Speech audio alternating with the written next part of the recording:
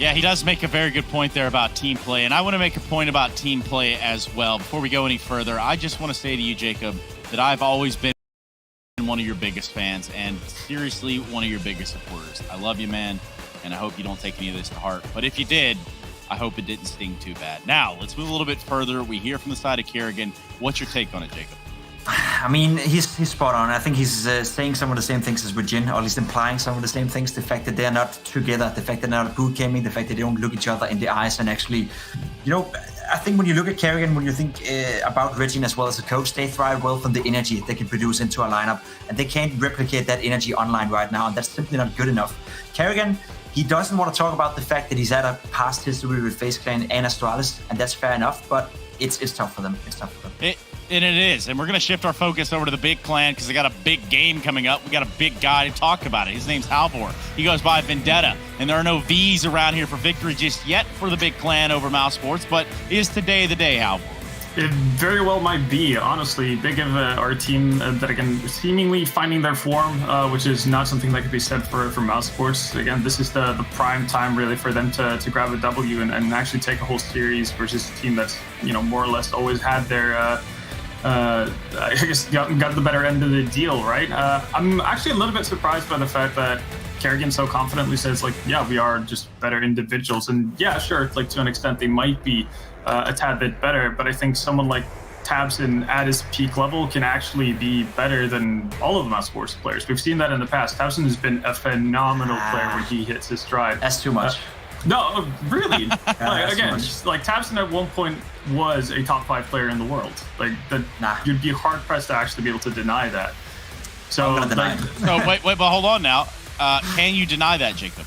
I can deny it. Like tabseN has, and I agree with you. He's been. You said it yesterday, Halvor. He's been too good for Big Clan for quite some time, and I think tabseN is potentially a superstar down the line, right? But when you compare him to a guy like Voxic, when you compare him to, I would even go as far as saying Robs when he's playing at his best. I don't think tabseN is better than those two. Like, no. I mean, from that point, you're actually, it sounds like you're rating Voxic over Robs even. And I don't think there's a universe where that is correct, even.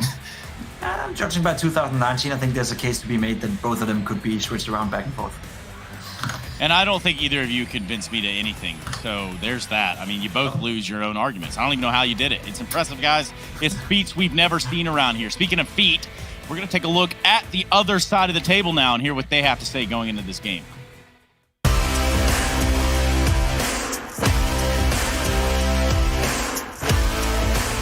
Our mood is completely different than it was before. We are way more confident in general in this team like we were before. But it does feel like Mouse Sports, they've got to have the edge, surely. I would say for a team which is more comfortable on LAN, it's a little bit harder to play online. I really enjoy playing online as well. It's a little bit of a different feeling because many people tend to peak more, tend to be more aggressive than they should be.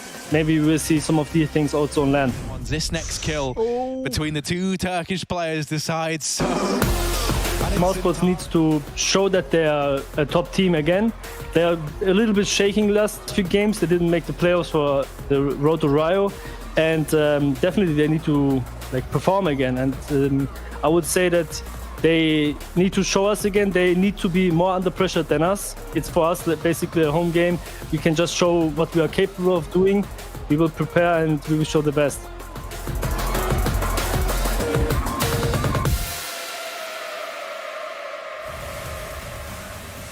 And when I said that, I meant that. I'm not sure what you heard, but perhaps we'll leave it at that. Now, moreover, let's talk a little bit about this into a different light. Now, obviously, we have two different parties here. We do have Halvor and we do have Jacob, and they both seemingly want to take two different goes at this. Big in one corner, Mouse Sports at the other. Let's begin to focus on what the maps are, though. I think a veto is going to be very crucial here between these two teams, and I think if there was a time to beat up on Mouse Sports, its time is now.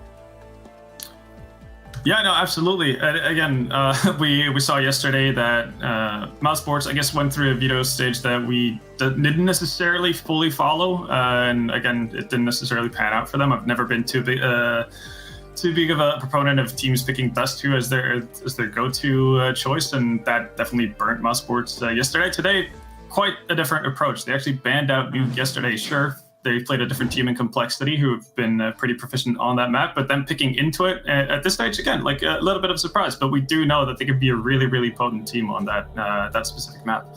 Yeah, And tell me, Jacob, is Jacob potent? Definitely, all day, all night, man. I think when you look at these maps, I think it's going exactly the way you want it to for Mousesports, right? Nuke, it is a great map for them. I think they got scared away from it because they lost 16-1 to Fnatic not so long ago in Pro League, but that was also a terrible game for Mousesports. Vertigo is not a bad map for Mousesports at all. The way you're sitting there and looking in the camera, I can't handle it. I'm looking at you, Jacob, right in your eyes. I know, and you can't do that out of physical reasons. Dust 2 is a map I think both teams can be happy for a third map. I think Big Clan showing a little bit too much confidence in the Vertigo by picking it right here. I don't think they were good against Mad Lions yesterday. I think Mad Lions were bad on Vertigo, so we need to see Big playing even better on Vertigo if they want to win their own map pick today. Yeah, how about what's your quick take on this one right off the top? Does this at a surface level look like a big series? The only thing that has me a little bit iffy is the fact that I would have loved to see Big actually pick Inferno as a decider potentially, and for that reason, I'm actually going to have to lean the way of Mousesports. Okay. Right, and that would make sense. I would ask you guys all to participate in our Twitch vote. You know how this goes. Hashtag Mousesports or hashtag Big Clan, or actually just hashtag Big. You don't have to put the clan behind it. That's where your votes are going to lie. We're going to tally those up. When we come back from the break, we're going to jump into checking out those numbers and moreover, kicking off some more of our own. We got a best of 3 on our hands, and it's a big one. It's a huge one. It's a gargantuous one. It's going to be big, taking on that of Mousesports right here for Dreamhack Master Spring 2020, y'all.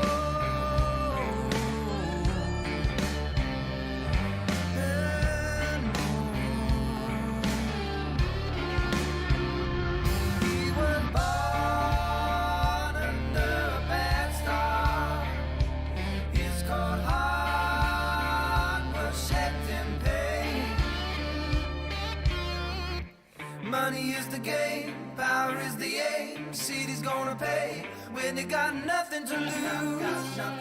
He's got nothing to lose. No, it's in too deep, soul to soul, and it wasn't cheap. He's got nothing to lose, still got nothing to lose. Oh, I'm nothing to run against. Oh,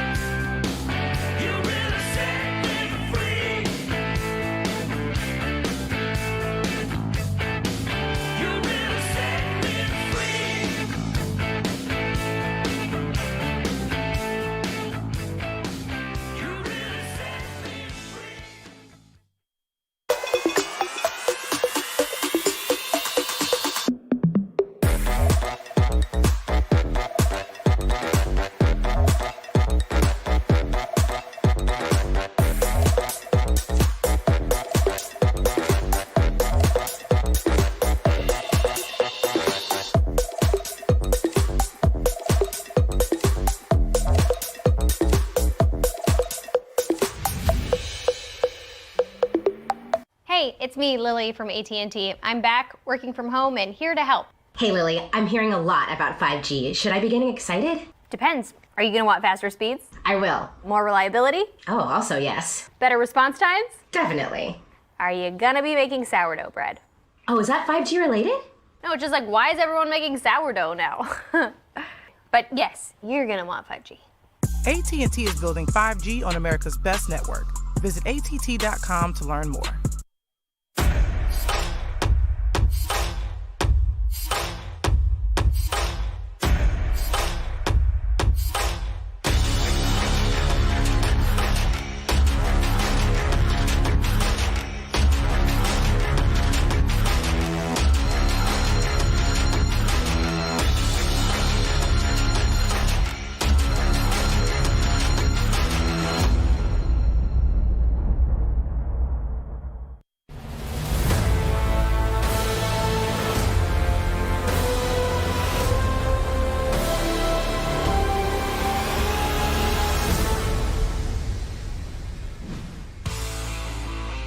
And it's a big matchup on our hands, and it's a big way to look at it. We got a lot of things to talk about just before we get into this, but we've already covered most of them. However, the most that I want to cover is the Twitch votes. I've asked you guys to participate in Twitch chat. I've given you the green light to light it up. And, well, what have you said? What have the results shown us? And moreover, where would you be putting your hat, Jacob and Halvor? I think we're looking at a close one. I don't know about you, Halvor, but I think it could go both ways. Obviously, looking at the two liners, we know Mousesports are the better team under normal circumstances, but the current in form of Big, I'd say that we're looking at a 50-50 game.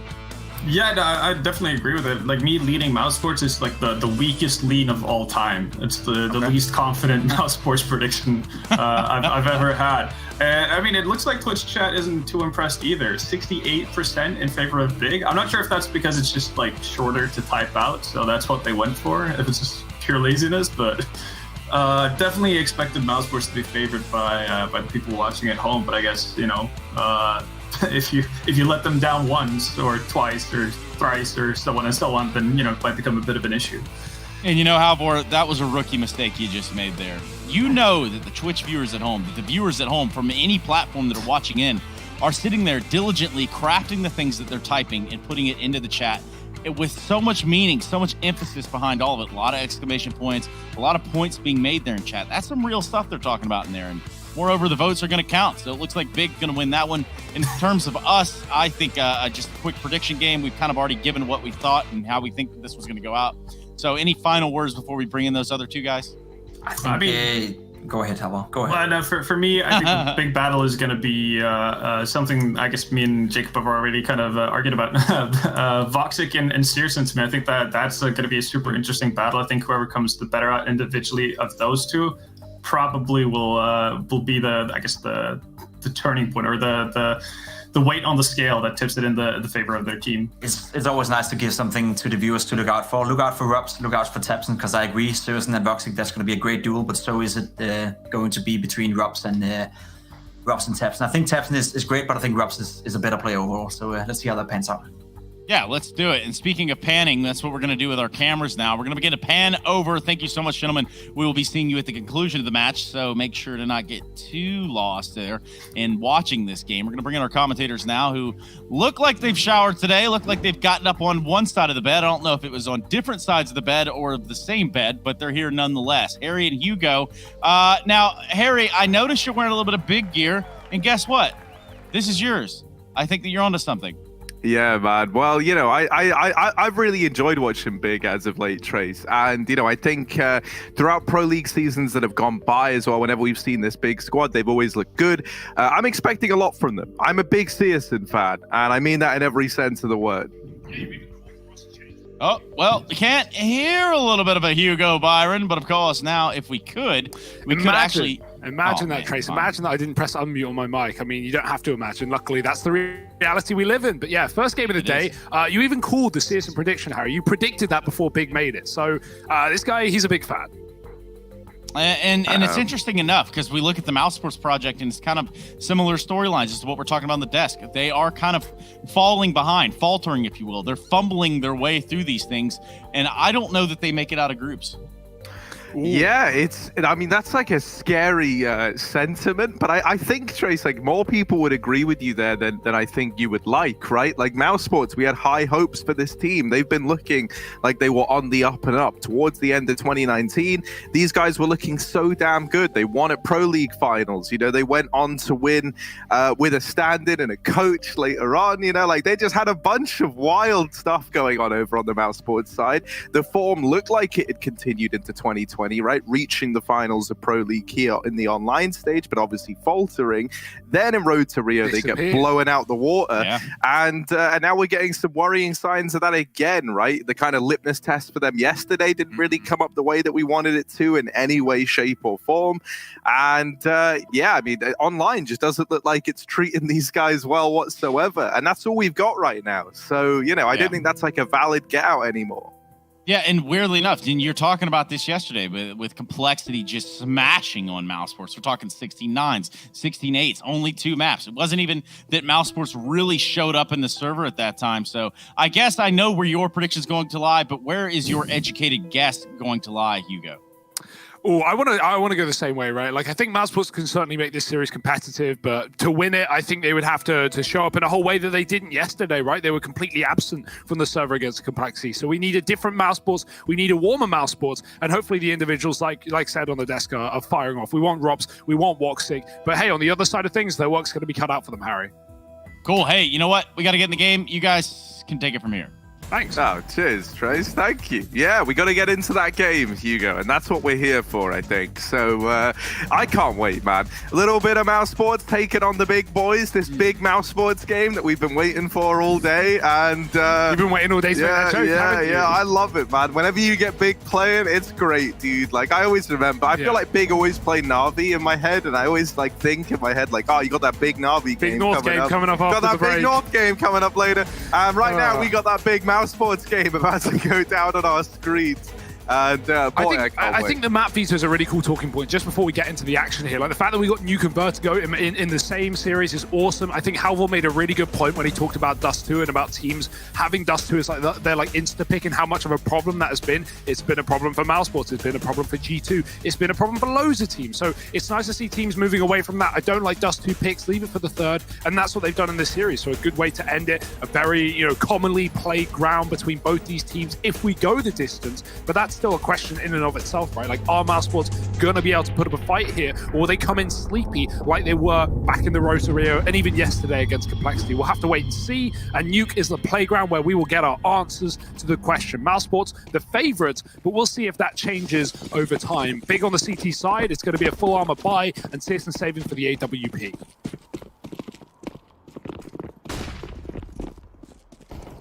Yeah, looking like a fast A play here for Mouse Sports. Carrigan and Frozen going to open up, but this is a little bit of progress done there by Frozen. He finds a double over in the A bomb site, and that there facilitates a bomb plant. Now Zentares up in heaven, Tabson back in main. Going to try and split in to this site in a retake, but with Chris J and Frozen holding down the fort, it's very tricky for Zentares, and everyone's going to hit their shots there on the Mouse Sports side. That was the weirdest pistol I've ever seen. It didn't feel right? You want to know why? We just you want to know why? Yeah. No one put any grenades. There weren't any grenades in that round. Mouse Sports just ran out A, and typically you're going to see like nades in the hut, mollies at the door, flashes over the roof, the nade blowing the door out and a smoking main. Any combination of these, none of it. Absolutely none of it. I'm glad it wasn't just me feeling the weirdness there, Hugo. This is a really quiet round. Yeah. And it was like able to get out. It felt like there was seemingly no interaction like between anyone. It was just like get into the site, shoot at 2 people, round ends. Cool. Right, so that's that one. Nice done, dusted. We've got the first round out of the way, and now we move into the second. Now this one is probably not going to be the most thrilling of rounds, I'll be honest with you. I think the most exciting thing that could happen in this round, well, there's 2 things. One is Tabson on this flank with a little USP, and the other is this Zeus on Keto. I want to see if it can find a kill. He's going to rotate early down through the vents, and he will beat Mouse Sports down towards B, but it doesn't look like this is where they're trying to end up. They've still got a man out in Silo. They're dealing with this lobby crunch, and now that they've dealt with it, they're going to go back into A. So these 2 players for Big that were down on the B bomb site, not really going to get a chance to play into this round. Oh, Xantares has been spotted, and the hunt is on. Mousesports don't want to run down the vent and give him anything, really, but he's going to wrap the secret side. Regardless, this is, like you said, the 2-0 lead for Mousesports, taking control nice and early of this game, and that's important considering it's their map pick as well, right? Certainly one that the big can play, and I think that's why this series and the pool inside of it is so interesting, right? Like you haven't got the typical, which is, you know, We've had a lot of teams recently where they, you know, maybe haven't played enough games in their current rosters or in 2020, and they have like 3 or 4 maps with only 1 or 2 games played, and we don't really know what to make of it. Well, this series is not that. Both these teams play a lot of maps, play a lot of matches, and therefore they're both going to be comfortable on Nuke and Vertigo. More so for Big on that second, though. Mousesports only 4 maps logged there, but with wins over the likes of Fnatic and VP, they have at least got that up their sleeve. 2-0 lead. Here's the buy from Big. Searson saving since the pistol for this AWP, and he's got it in the third.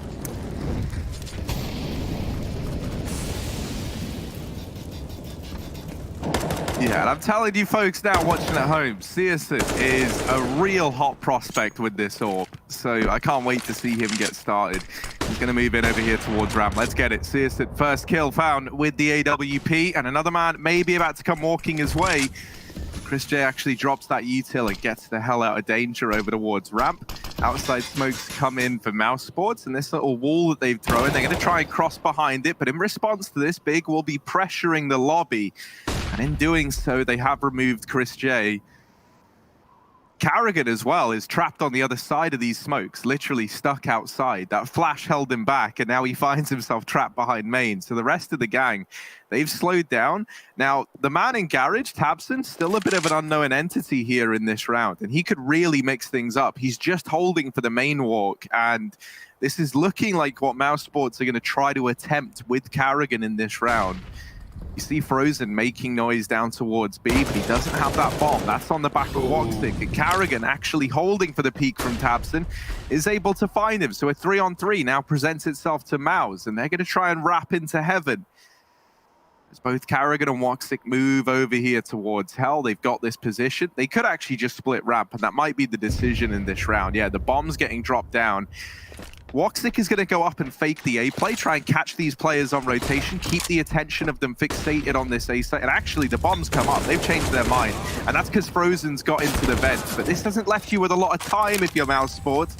And they've gone back into this double stack. Now, Carrigan will get the bomb planted. But a 1v2 and a player already wrapping close. This is going to be very hard for Carrigan. And he does get blindsided there by the man inside of the site. Big, they'll put up their first round here and now, Hugo. Yeah, even though there were 2 players upper and 1 lower there, I think Mousesports still made the right call to hit that top site. I like the way they go about it. The danger was if they went ramp there towards that B bomb site, not only is there B player in secret, and yeah, okay, that's clear, but that's only 1/3 of the lower site, including ramp and actual B, right? But then Mousesports would have had to go past the AWP on ramp with 20 seconds remaining, and likely Searson would have at least got a kill, if not stalled them out. So Mousesports know that a bare minimum with Heaven, they can guarantee a plant, and the rest past that is, you know, whatever they can make of it. Nice read from Carrigan. He gets flashed out outside, but still, you know, realizes Tabson's cross garage with that flashbang and is able to take him down. Without that kill, that round probably falls apart for Mousesports at the seams, but with it, Mousesports are at least able to get a plant, which gives them the money to buy here. So back to those outside smokes later in the round here, not off of spawn. This doesn't mean Big at least have control of that secret area in the lower bomb site. Searson is hanging around. He's not here forever, though. He's already actually moving out, and Xantares has dropped down B after seeing these smokes as well. That once leaves ramp open, and a bit of a danger here for Big. They're just gambling with this round, so Searson swapped back. Quite the changes being made by Big. Mousesports, in the meantime, have moved outside behind these smokes, and once again are looking for A. But Tizian up on the rafters now. All this entire A-side defense falls onto his shoulders, and he's dropped down into the A-side. And my word, does Tizian step up. He'll put down 3, and he makes this round more than doable now for Big. This was a 5-on-3 for Mousesports, suddenly turned in favor of Big, and Tizian just keeps on going. Now, Rops, he's gotten a little cute back here in lobby. He waited, he played the trigger discipline onto Searson, hoping that another kill would present itself. And then it kind of hit that dangerous zone where he's worrying, like, Searson could turn around, and if that happens, I don't want to look like too much of a mug. So he takes the kill while he's got it. And now with an AWP in hand, 16 points of health and 20 seconds left on the clock, Rops, Sneaking his way into help, but I don't even know if he's going for this. It might just have to be the save, and it certainly feels like it. He's backing off into CT spawn. There's just not enough time. So Tizian, he does absolutely everything needed in this round, single-handedly. Really is the hero for Big. No ace, though, so did it even matter, Harry? Does it even really count? I mean, yeah, jokes on Tizian, right? Like, nice try, guy, but I guess all you did was win the round. Wow. I mean, great shots from Tizian as well. The fact that he just, gets this third kill here, how quick is that? What a transfer, what a reaction. And right after the reload, Carrigan tries to pounce from upper, but he doesn't push off the back of the reload noise. He walks in, and by that point, the animation is done, and Tizian takes him down. So a bit of a slow one for Carrigan. May come to regret that as the money has now been pulled out from underneath Mouse Sports. So no money here. Worth noting with that stat, Searson, great day yesterday. Woxic, rather, not quite as much, right? We saw him certainly drop off, especially in that second map versus Complexity on Dust 2 after a pretty decent Inferno. So. I don't know about you, man, but this is my big problem with MOUZ and like having to look at any game that they're playing in right now, because MOUZ are just looking so inconsistent, and it's very much them playing beneath the level like of where we feel this team should be at and was at, right? I never even know what version of MOUZ we're going to get heading into a game. Like, I don't envy the analysts, for example, for having to pick a team in this series, because I don't even think what version of Mouse Sports you're going to get. Is it going to be the team that's kind of looking like they're playing at 20% capacity, or is it going to be the same team that reached the grand finals again of the Pro League just a few months ago? Like, it's wild. It just feels like they've got two variants of this squad right now, and it just seems to be that some days we get the old MOUZ, some days we get this new MOUZ.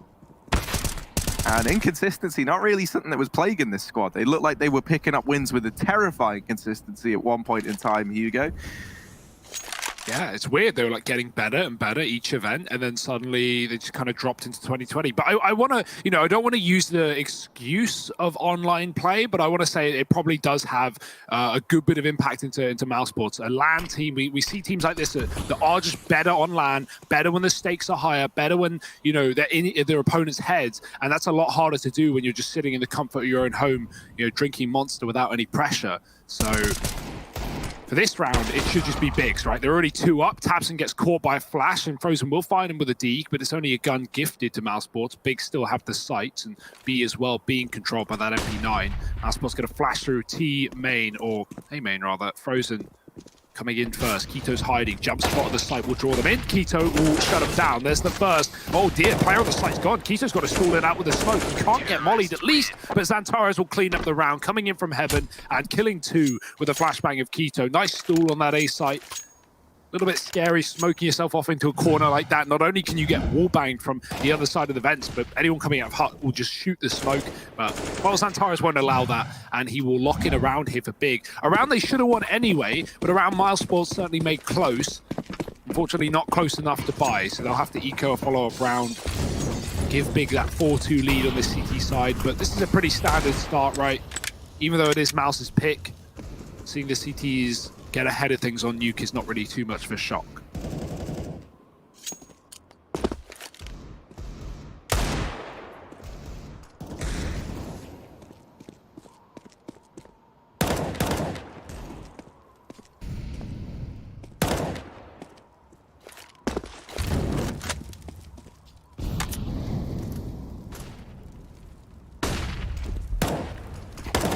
Now just whittling through the pistols, Hugo. It should be where things are kept pretty clean for Big, and it's indeed looking like that out of the gate.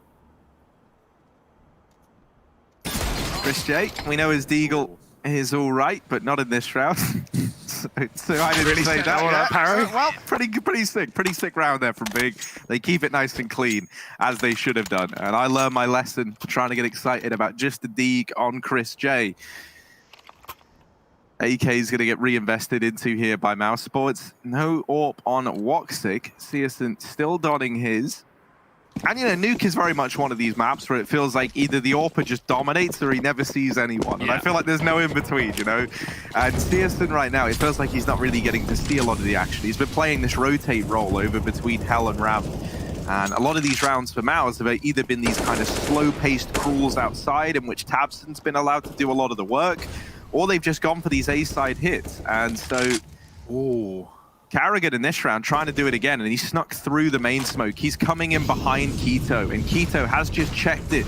Didn't see anyone. Obviously, Carrigan concealed by the smoke. He gets very deep and cuts down the first man. This A-site play looks odd for Mouse Sports as they try and pick up the pace. The rest of the gang get out through Hut. Big, they've pretty much backed up into the heavens, and they've left one man in the site. Actually, Tizian hops on down and gets in on the action. Now they might discount Tabson here, but he's only able to put up one. Searson with the AWP rotating in from ramp, never even really gets a look in. Rops is holding down the lobby, and he makes a very conscious decision there to not pick up the AWP. So for Maus, really not wanting to bring this out. It's not terribly uncommon that we don't see Woxic donning the AWP all too much on this T side of Nuke.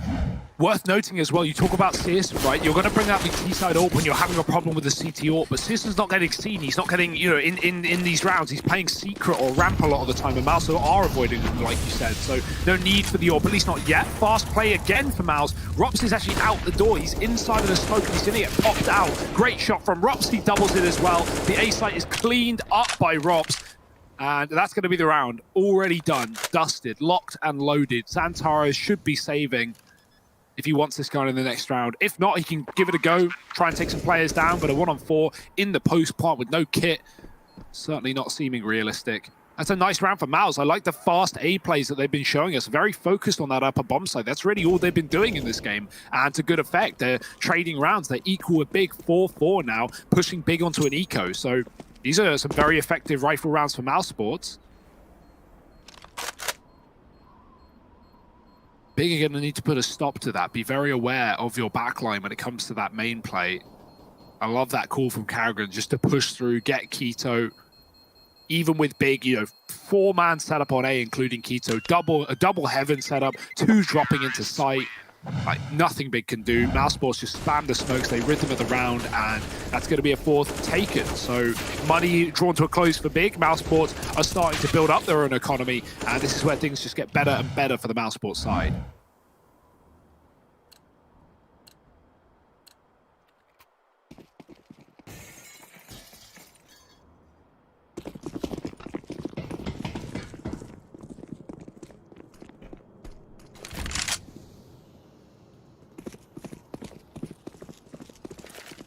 Let's see if this Hero M4 on Xantares is prepared to offer anything up. Almost nailing these words, Hugo, but there's a lot of words out there, and some of them are harder to navigate than others. Shout out to all the words out there. Shout out to all my words out in the crowd. You know who you are, or maybe whom you are. Woxic gonna set up over here outside. He's ready to pincer in from CT. He's having a bit of an identity crisis, is Woxic. He's actually in the land of the enemy right now. He's learning German, Harry. Look at this. There we go. Just Xantares.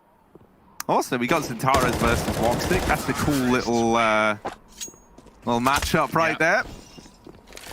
It was always a shame that we never got that Dream Team Turkish, or Dream Team Turkish team that we all wanted with Woxic, Xantares, Calix. Who else? Major.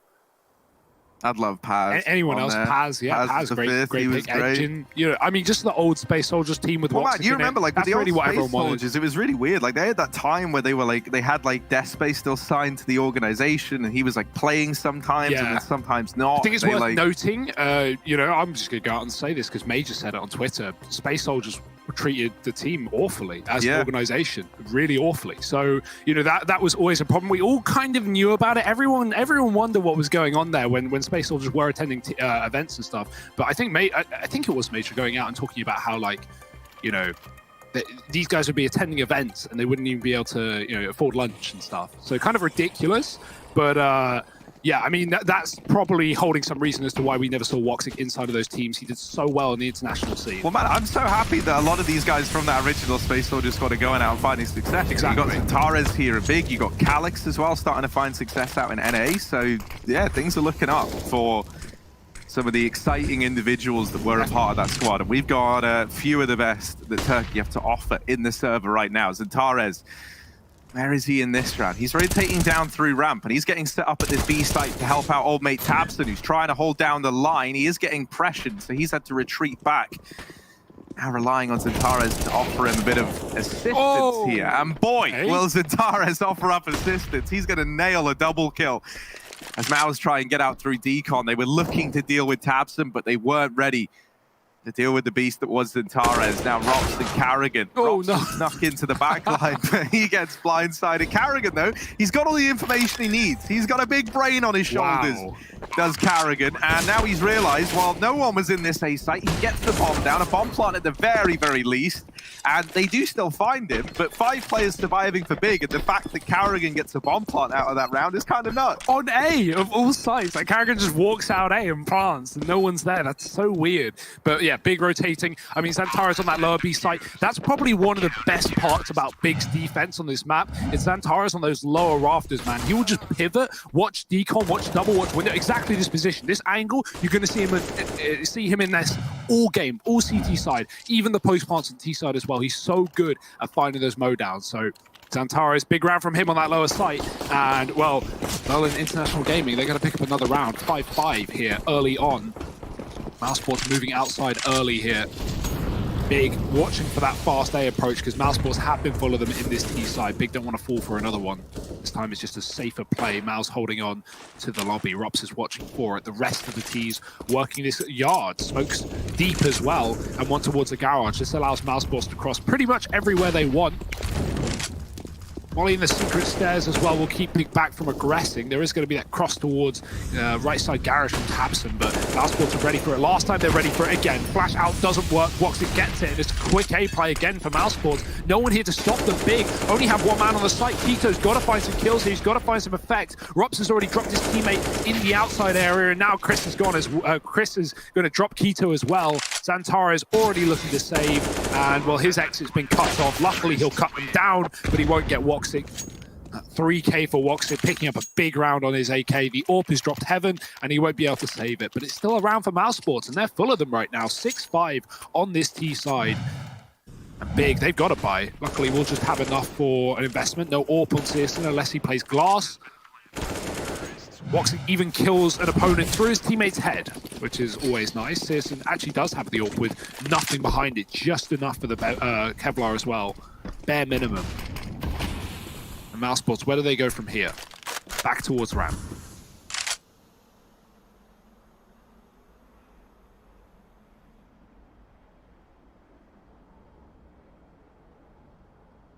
And if they do try and hit ramp, we might finally get to see this little duo at ramp room of Xantares and Searson. Xantares is going to be holding the angle right now.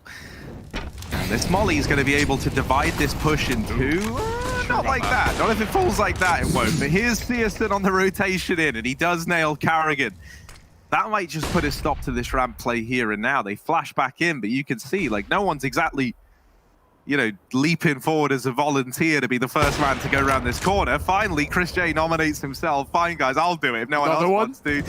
And now Frozen's like, all right, well, it hasn't worked for anyone else, but maybe for me, like, you know, I got this. And he sprays through the smoke. Frozen shows him how it's done. Good. Good man, Frozen. He's doubled up at ramp, and he's secured it. Carrigan and Chris, nah, they don't know what they're doing. Frozen stepped up, and he secured the double. So now into this 3-on-3, and ramp room secured for Mousesports. Tabson is still down in the B bomb site, and for Kito and Tizian here at A, they might think about re-aggressing into the lobby. This is a pretty common spot to see this kind of aggression come through, and you can see that both players are grouped up in the hut. It looked like that was an idea for a moment, but now that this play's come in, they've had to try and hold the line, and Kito is a good distraction. He's forced this bomb to go down the vents, but as it's getting planted, Tabson is here. If he gets this kill, the round could have been over. He would have denied the plant, there wouldn't have been time, and he could have ran away, but Woxic winning that fight narrowly secures the 7th on the board for Mouse. Big whiff from Tabson. That is not what I expected to see. He had the round in the palm of his hand, and after everything Mousesports do to make that happen, they still plant lower. Like, I understand wanting to drop there, but, you know, very dangerous decision. Thank God Woxic hits that shot, and, well, Tabson misses his as well. That certainly helps Mousesports as they've broken Big's economy. Missed Dornade. I think Mousesports wanted to rush A on this low economy round. It's pretty common to see that, but the Dornade misses, and they have to call a bail because not wanting to commit without that door blown open. Don't want to open it and run through it. Rather the explosive manner of all that utility in through the door, the smoke towards main. Instead, Mousesports have to look elsewhere, but elsewhere is open for business. Outside is completely unwatched, and Mousesports are going to flank. Although they are losing the lobby, Robs is going to have to hold on to things, but that's a missed shot. Oh dear, he's being flanked from ramp as well. He reads it, he reads the situation, but he needs a shot. Missed it, 2 more coming his way, and Tizian's got the drop on him. Frozen alone in a 1-on-4, and somehow, some way, this eco, well, it's giving guns to Big. There was like still vanilla pistols in this round, Hugo. This should not have eluded Mouse any day of the week. Frozen in a 1v4, and he has nailed the first man, so maybe still in with a chance, but this is not an easy spot to be in. Frozen, half health. In a 1v3, crossing down towards outside, and he gets peeked, but he's dealt with them both. And now Frozen getting this back into a doable situation for Mousesports, for this man. Frozen nails it, 4 kills, and the round for Mouse. He saved the day up against a full eco that somehow looked like it was going to go in favor of Big. And once again, we need the young gun to step up for Mousesports to deliver a round in their favor. He somehow, some way clutches out this 1v4. Now, you know, they didn't have armor, but my goodness, that certainly didn't stop them from nailing the rest of Mousesports. They had weapons, they retrieved everything. That is still a huge round from Frozen. Yeah, I mean, they're just giving him the fights he wants, right? The safest way for Big to play that is just wait for the bomb, wait for the plant, try and lock in really tight crossfires and setups 2-2. But yeah, Frozen, what a gamer, and he showed up today for Mousesports. 855 maps of Counter-Strike at a competitive level at the age of 17 years old. That's mad. That's more than mental. Woxic. That's wild. That is actually nuts. That's crazy. Yeah, I mean, Frozen certainly played on his fair share of local teams before joining Mousesports for sure. But you know, inside of this team, I'm sure Mousesports' playing schedule has been more packed than ever. It's wild, right? Because you remember, like, I don't even remember what year it was. It must have been like 2017 or something. Like, Frozen's name just popped up as like someone who was doing really well and was like really young at all these LAN events, but. Then it just kind of felt like he disappeared for a while. Well, yeah, and obviously there were some problems with his age, right, if I remember correctly. Yeah. So he couldn't play for teams. He wasn't 16, so he couldn't play in the circuit or anything like that. So he had to wait. But boy, was he worth the wait. Ooh, Tabson, speaking of waiting, he's been very, very patient out here in the garage, and they kind of ran by him. I don't think they realized where they've just been killed from. No one's really looking this way, and now it's become all too clear. That's where the double peek comes through. Chris J keeping this in a 4-on-4.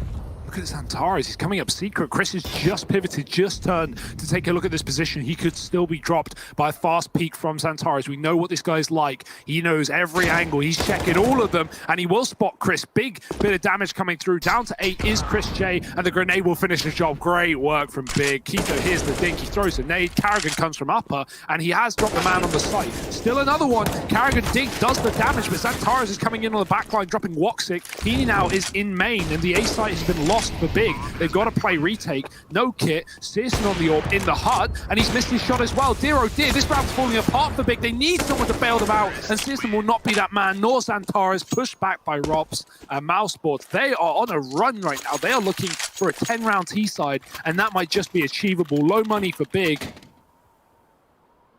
Or, sorry, let me rephrase that. No money for Big. $3,000. They can't afford rifles.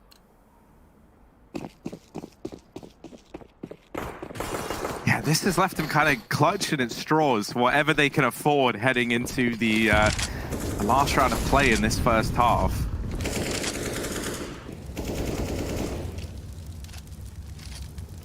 Gotta try and hold on. You know, it was looking like a really good start for Big, but Mousesports, a couple of key players showing up, has really made all the difference here. And they still could 10-5 this half. It's been kept in a 4-on-4, and that's courtesy, actually now back into the advantage of Big, courtesy of a man named Tabson. And he's taken down a player here outside. Rops is looking for this trade, but Tabson isn't going to give anything up, not right away. He's just holding the outside push. Now, one thing you're going to note, for Mouse, Rops is very much on his own little island here. He's untradeable. There's no one nearby to help him out. He is operating as a solo entity away from the rest of his squad. Woxic and Chris J, these two have really got to work in tandem with Rops to try and get an A play off in this round. And they're going to group up outside of Squeaky Door, looking to time this with Rops's drop down so that they can split on in. Rops makes the first bit of noise, and that's going to pull some attention over here towards main. Now, tucked in this corner, there's a little gremlin going by the name of Tizian, and he's armed, he's locked and loaded with this MP9. He's ready to get stuck into the action, and, well, the action gets stuck into him first, doesn't it? Chris J deals with him on the entry, but there's the refrag from Keto, and Tabson lurking in the back line, leaves it all on Watsick, but he does step up only briefly before Tabson shuts him down. It's 6 at the end of the first half for Big, and 9 for Mouse Sports. Join us after a quick break for the second half of play.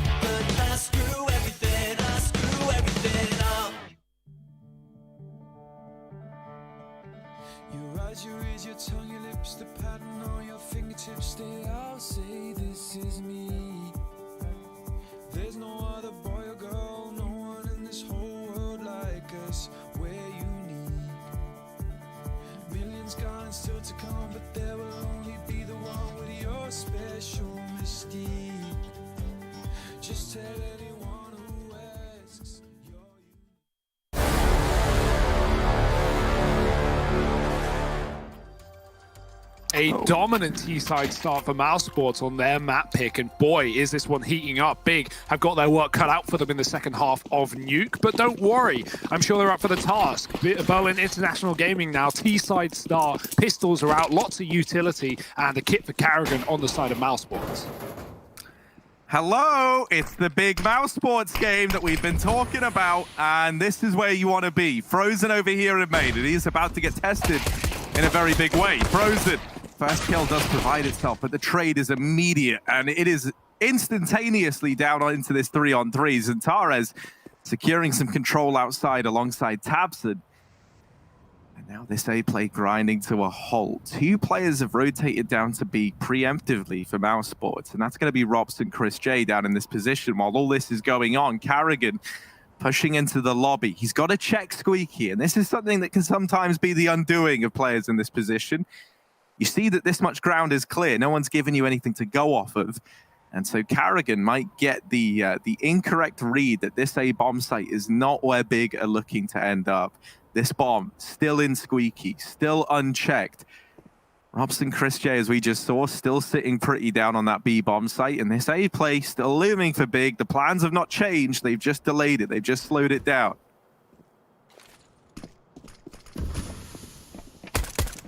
Oh, Carrigan, he's tapped the planter. He hasn't got the kill, though. That's information for Big, and they'll use it against Mouse Sports, locking them out of this site. Chris J coming in from Mini.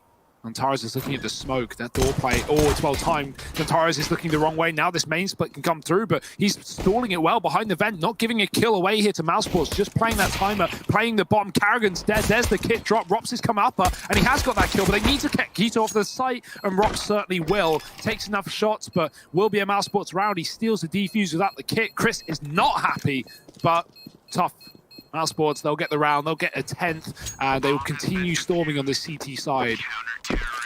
I think, you know, the nuke meta right now is so based on taking outside control, hitting B, faking B, coming back up vent and taking A, doing all of that, you know, trying to elude your opponents, trying to get them in the wrong position, force them to save. Mousesports' T side was the opposite of that, man. They would just brute force into stacks and win the round. So, you know, just constantly pushing A. We saw one B round. That was where Woxic went to one-on-one versus Antares, and he didn't even plant either. So, yeah, Mousesports love this top site. Big will give it a go in the pistol. It won't work out. What's their plan moving forward? Pistols in the second. They got Deegs at the very least.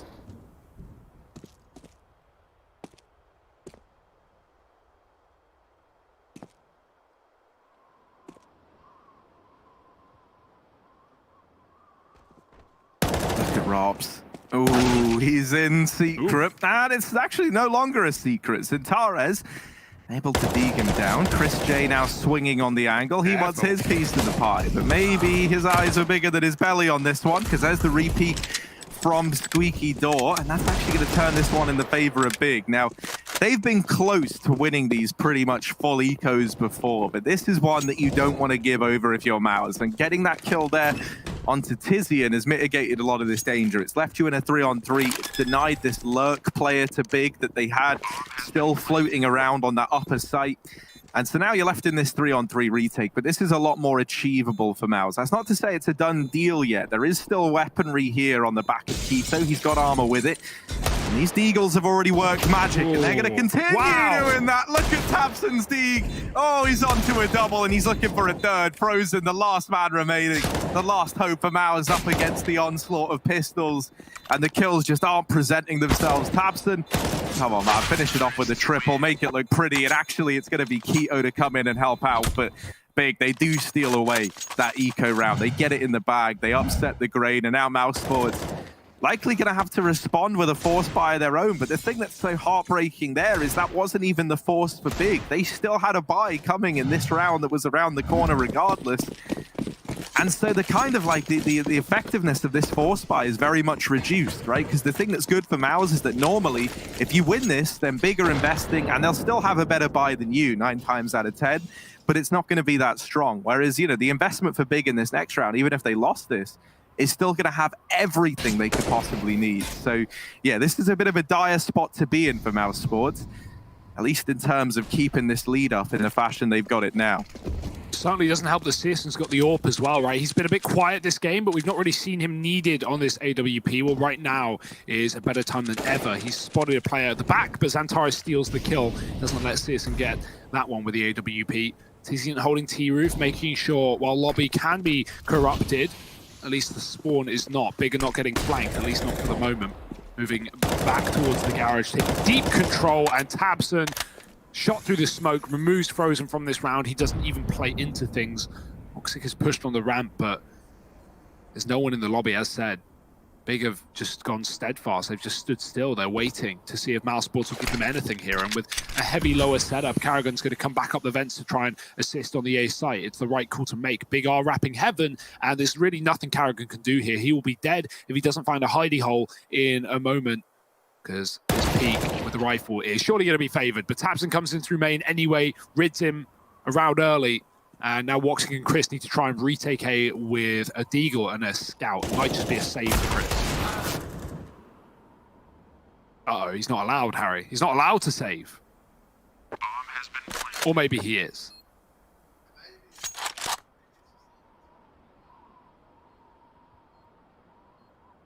Maybe he is allowed to save, Hugo. He's down here in secret with this Scout and looking good to... Oh, don't go back up, Chris. Come on, not after we've said all this. You just secured your ticket to surviving. Oh, Chris, stop it. Stop playing. No, don't go back there, Chris. Chris. Oh, he hears them running away. They've left him. They've left him. Chris, you're safe. You can venture outside again. It's all gone back to normal, but he's going to stay down here in his little bunker. Can of beans and a scout in hand, and he's feeling good about life, is Chris J. But the rest of Mouse Sports certainly aren't. 8 on the board for Big now, and another flawless round going their way. They're really building into this half our Big, 2 in a row, and Mouse Sports have to take another eco before they can even consider investment. So Big are really going to start to build up money and confidence and rounds. All 3 of them, they sound great for the Germans right now. And there's not going to be a lot to stop them. A Zeus and that Scoot. Chris may as well take it outside, and he's going to do that at least, right? Not back towards the ramp this time. Big throw one close smoke, but notice no one's gone out there. They're all back towards the lobby position. Zeus is on ramp. Rops is playing close with it, but right now, Big have no interest seemingly in ramp. They're just going to execute into the A bomb site. No one here to stop them right now. Tizian's cleared it out. Mouse Sports, oh dear, USP's run through the smoke and to no avail. Couple of kills come through, but instant trades, and Tizian's not done with 2. He's got 3, maybe a 4th. Ooh, low ammo, but it's not a worry. Tizian gets it, and Rops, he's going to come in from above. He could still win this round. There's a Zeus. Rops can kill the player on the site. He's only got a kill, backing up, and Xantares takes him down. I really think Rops could have won that if he dropped there. Imagine. Right, go on top of the silo, Zeus Xantares, there's a world. I don't even know if he saw that second player though, so really nice try from Rops and Mouse Sports in a hole, right? They come in with nothing but USPs and they get 3 kills. It's a great eco round. Unfortunately, it always feels like you've done nothing because you've lost it, but you should be proud of yourself, Mouse Sports. Now the buy, and now when you really need to win this one. Chris is on a Deagle, common occurrence for Mouse Sports. Sis is going to take that door pick, and wallbang spam and the molly combines for a lot of damage. He's down to 6.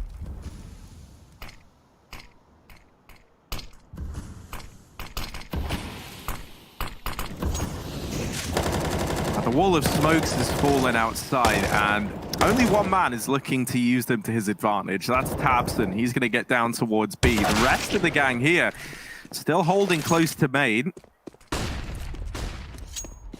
And Xantares is going to try and quickly jet down towards Secret as well. Now, Keto, this is a much more ballsy attempt, but he does manage to actually slip down into Secret. I'm curious as to what the game plan is here, because now Searson is also looking like he wants to run the gauntlet as well. Now, okay, right, we've had everyone else survive, but okay, he does survive. They get down, they get the bomb down here as well, and now they're looking to complete this B play, perhaps. The reason Mouse Sports aren't keen to rotate, at least initially, is because not only do they not see Tabson cross behind the smokes, but the next 2 players they saw outside were close main. Big made it look like they were faking a secret play and going round to hell, trying to wrap that A site like Mouse Sports did so often. That's not the case. They are hitting B. Carrigan has realized that. He's cleared out the lobby and dropped Tizian in the backline. 4 on 3. Rops alone in this site. He has to do everything and then a bit more, but he can't get the first shot off. Keto kills him immediately, and it might just have to be a save from Mouse Sports.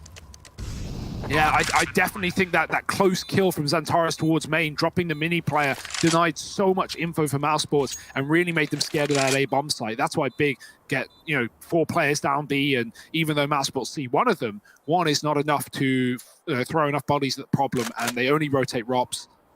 An immediate kill, a bomb plant that follows, and a 10th round round the corner. Big are going to find double digits here with 4 alive. This has been not only a great T-side for Big in terms of finding 4 rounds in a row since losing the pistol, but very clean rounds as well. 4 alive here, 5 alive in the others. Big are making money.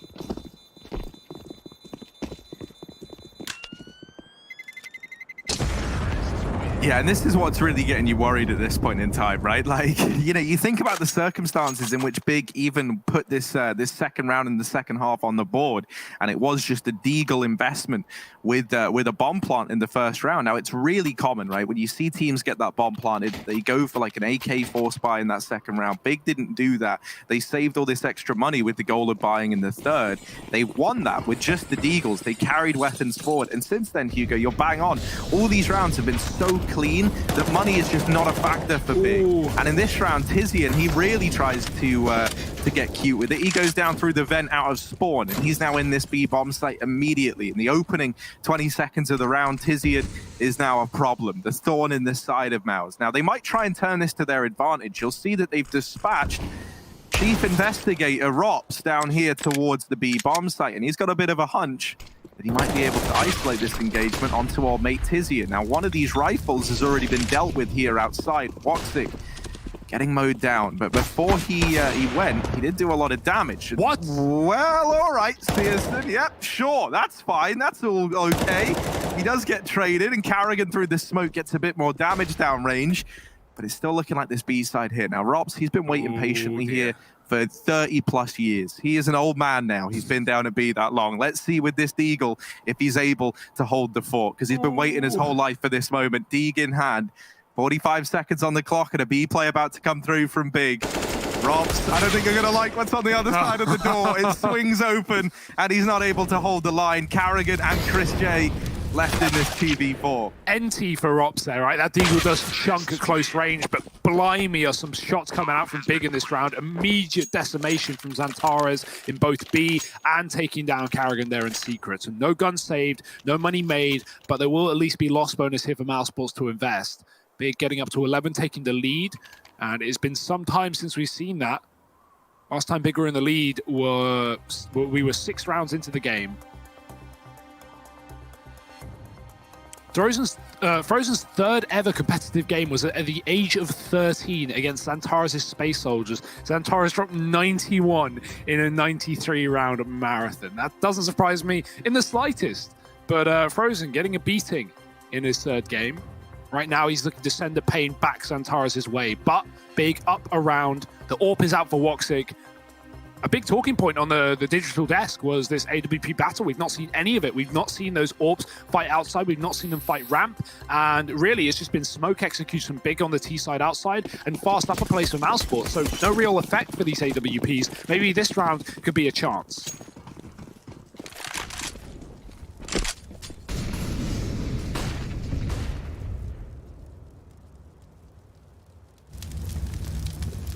Oh, seriously, attempting this this door peek again, and I don't know if he's going to go back to this. Nope. Because both times he has, it has felt very unrewarding for Big. Now, it hasn't usually mattered. Searson's been good, even with low HP. You know, getting the kills you need him to get. Tabson out here, flashed into main, and blinded by that flash was Frozen. Nice, easy double for Tabson to open this round up, and surely this can't be another super clean round for Big, right? They're sat in this 5-on-3. I think the last time we've even seen this get down to the wire was in that second round of this second half, and that was just Eagles, and Big still won the round. Since then, it has been 4 or 5 players staying alive for Big in every one of these victories. So it is a very scary spot to be in if you're Mouse. And you know Carrigan wants to deny info. He wants the hut. He almost pushed inside of it, but Tizian actually mollies it from the lobby. Like, Big are mollying hut as teased right now. They know Mousesports have no information and they want more, and they're getting denied. Mousesports just have to gamble with a triple top site setup. Denying that heaven wrap at the bare minimum is something good for Mousesports, but Big are clearing out B. Xantares in his home, in his hidey hole down lower. That might just call the bomb in from ramp. You can see Big have really good control in the yard, and they might be tempted to take heaven, but that would be a big risk considering Xantares is clear B. They know Mousesports are triple stacked upper, and Big can just win the round. 10 seconds, got to get that plant, but as said, luckily no one is here to stop Big from planting that bomb, and so even though the time is low, the bomb plant will be allowed. Carrigan can't spray it down, and Xantares shoots him through a smoke. 5-on-2, it just keeps getting worse. I didn't love that. I'm pretty sure it was Searson planting the bomb with 1 point of health. So there definitely was a world in which that one stray bullet connects from Carrigan. He's usually someone who's great at doing that as well, like just getting the kill needed to deny a bomb plant. Seen a few of those close ones in this game. That Woxic Tabson fight down on B was certainly one in the first half. Oh dear, Rops. Oh no, if only he shot. That would have been a kill. They were in his crosshair, and the grenade will land on his feet. Tabson and Xantares blow him out of the water, and Chris, he will get away with his gun. Actually, I say that, maybe I'm speaking too soon. Tizian is coming, but he won't get a kill. And Mouse, okay, 1 gun saved, but look at the money behind it. 3,000 to 4,000. We've got some who can buy, but at this point, that's what Big wants. Big wants Mousesports to start over-investing, start throwing money at the problem like that is going to fix things. Mouse should probably probably eco now, and give Big 30. I want everyone to take a look at a guy in the server going by the name of Carrigan. We've heard a lot about this man, and in this round here and now, he's really showing us the confident fella he is. He's bought out the Nova. Let's see what he's able to get done with it. Chris J's opened it up with an M4, and Keto will respond. dealing with Rops getting aggressive around. Carrigan, I can't wait to see what you've got planned for us with this, my friend. No, but not the shotgun of choice for many a player, but let's see. Carrigan wrapping, and he's very, very fast, but they are holding for it, and I think the moment he goes around this corner, he will meet his fate. So this round falls apart. It was only the partial investment, as we said, from Mouse. It's not one they were expecting to get a lot of mileage out of. Get faked. But it's another one of these rounds where 4 players survive. I mean, we've got 3 players at 16k for Big. Like, if that doesn't show you that how dominant this second half has been, I don't know what will. This is terrifying. It's so crazy how opposite these halves have been, right? Like, Big have gone B every round. Mousesports, they went A every round. And, like, Mousesports had a great T side. Don't get me wrong. Like, you saw it. 9 rounds on the T side is excellent. Big have one-upped it. Mousesports win the pistol to get 10, lose to full eco, or lose to the Eagles, rather, with no Kev. And Big have not lost a round since that point. This might be their first, though, because damage through the door. Finally, a fast play into A gets denied, and Mousesports get an early kill, plus some free damage. Tizian and Xantari tagged. Tizian's got the AWP outside. He has been so damn quiet. 7 kills, silent in the second half, 1 frag to his name, and so he needs to find some effect in this round. This is where Big are relying on Tizian. We know what he can do. Now's the time to do it.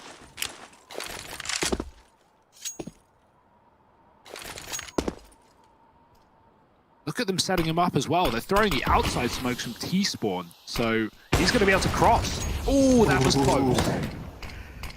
Almost, but not quite. And for what feels like the first time in an eternity, Mousesports, they haven't just taken a bad advantage, they've actually been able to hold on to it. Woxic now stepping up to the mark. A lot of damage done, but Rops here in this little close corner at the left. He never even gets spotted, never even plays into the round.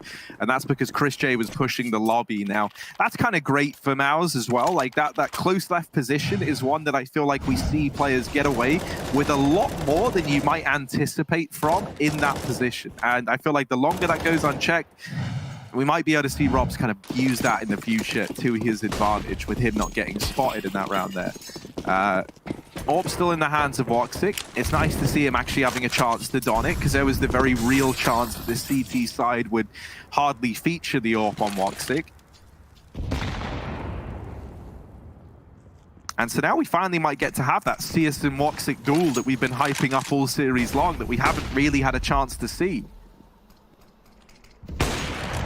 The moment is here, Harry. The moment is near, but Woxic, he can't see anything through the smokes. He has to wrap back safely. Frozen has got a kill from the garage, and Carrigan is in lower, but I don't know if he's missed the timing. He doesn't realize that tabseN's crossed already. That bomb has not, though, and so that's the crucial factor here. Keto been spotted. Carrigan throws a nade out, but he has no idea. tabseN's already here. Oh, it's a mess, but tabseN gets out best. Big, a man down, but with the B side under control, they can still win this round. Tizian is on a crucial lurk in the lobby. Any kills he finds on those upper rotations is going to provide a lot for Big, but he's gone down to Chris in the door. Now it's down to tabseN and Keto holding on to that lower bomb site. A hole blown in the door to give Keto a way to fight, or at least tabseN away in the clutch if Keto were to die. And Mousesports, I love this, taking their sweet time. Loads of util, the kit's available, and a big advantage. You don't want to mess this one up.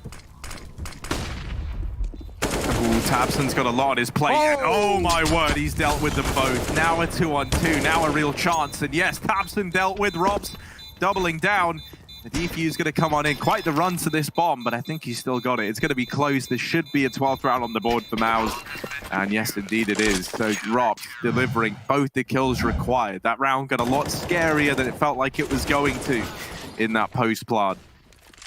Great work from tabseN. The fact that, Robs is still able to get that round under control is impressive. And not only impressive, but necessary here for Mousesports if they want to keep fighting in this game. That is a first CT-sided round, and it comes off the back of that opening kill into the door, right? So certainly helps. Frozen dropping CSGO, and the AWP removed again. We need to stop seeing CSGO go towards his door position, because it has not favored him all too well.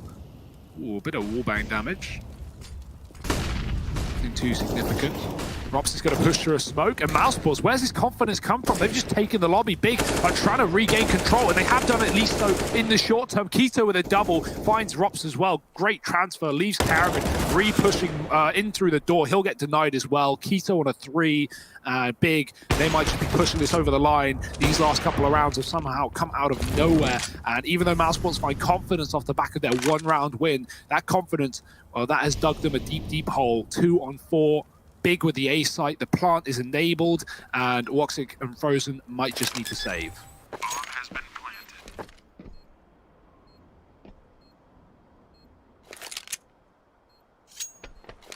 Yeah, it's a decision you're not thrilled about if you're Mouse.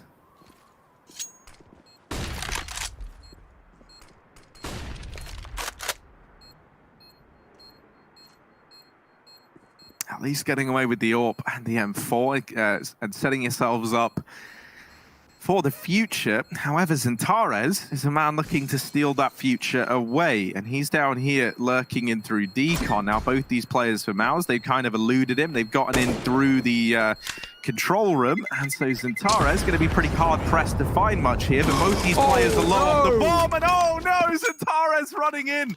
The bomb, the explosion sound covers his footsteps, he charges, he sprints, he knows that if they're there, they've both been tagged as low as he has to that bomb. And that is stellar work from Xantares to find the double, but heartbreaking for Mouse. The barrel, Harry. If that barrel wasn't sticking, Xantares wouldn't have started sprinting there. He wouldn't have got those kills. Oh, it's so unlucky. Dear, oh dear. The Nova isn't even Karrigan's shotty of choice. He has just 3 recorded kills with it. Yeah, I think that's a limit of that gun. I don't think anyone's allowed to get more than 3 kills with that. Max 7's better. Sword Off's better. Auto Shotty's definitely better. Buy a better gun, Karrigan. But, you know, it was only an eco, so we'll let it slip. We'll let it pass the wayside, but still big. They are letting nothing slip. 14 rounds here on this T side. There was a 9-round first half for Mousesports with a pistol round locked in, and Big have not stopped since that point. 2 in a row for Mousesports, denied in the last by Big. Chris is on a D. Woxic's got the AWP, but again, we've not seen too much in those AWPs in this series so far.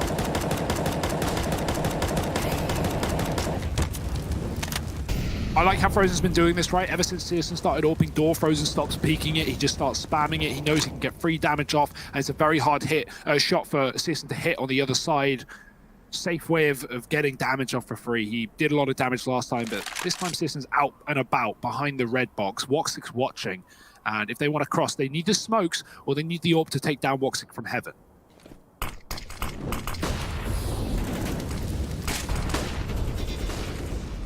Frozen is just being such a nuisance around these smokes. While all this has been going on, they do try and get across outside. Now, 2 of the 3 players that attempt the journey do survive, and Xantares attempts to come in for that trade and just gets swept under the rug like it's casual. Now, Tabson, he did survive the journey down to B, and alongside him was Keto. Now, the rest of the squad have not been as lucky. One by one, they've been peeled apart.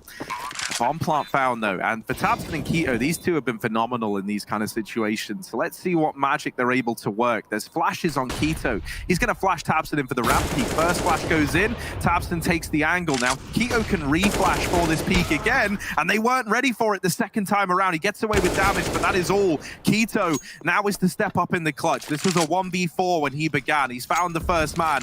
They're on the bomb. Stuck it. Karrigan is sticking it. Keto needs to get him off this bomb now or never. And the answer, well, it's the latter. Mousesports, they're going to grab that defuse. They get the round locked in. 13 now on the board. 1 away from equalizing this up versus the big boys. Oh, that's got to be a sigh of relief for Mousesports, right? Such a crucial round to win. And Big, they almost get it. They almost take that 2-on-5 with a bit of aggression. If Keto stops that bomb from being defused there, he has a real shot at it. 14-13, though, 2 away for Big, 3 away for Mousesports. OT still very much a possibility in our opening map of the day as well. We've had that a fair share across this tournament so far. See if Big will let it slip. I mean, they've not locked it in either, so Mousesports can still take this victory. Smokes outside allow Big to cross towards Garage once again. We do have an AK in the yard to deal with it. It's Frozen. Typically been a main. Woxic is outside as well. He can't see much from this position in terms of being above the smokes, and so Searson is looking desperately towards heaven. The smoke's now faded. Keto's crossed, and he is in a great position to be a real threat to Woxic. Frozen's had to tuck in. Woxic is holding this, though, and this is good setup for Mousesports. Missed shot off the flashbang, though, gives away his position. Now it's up to Frozen.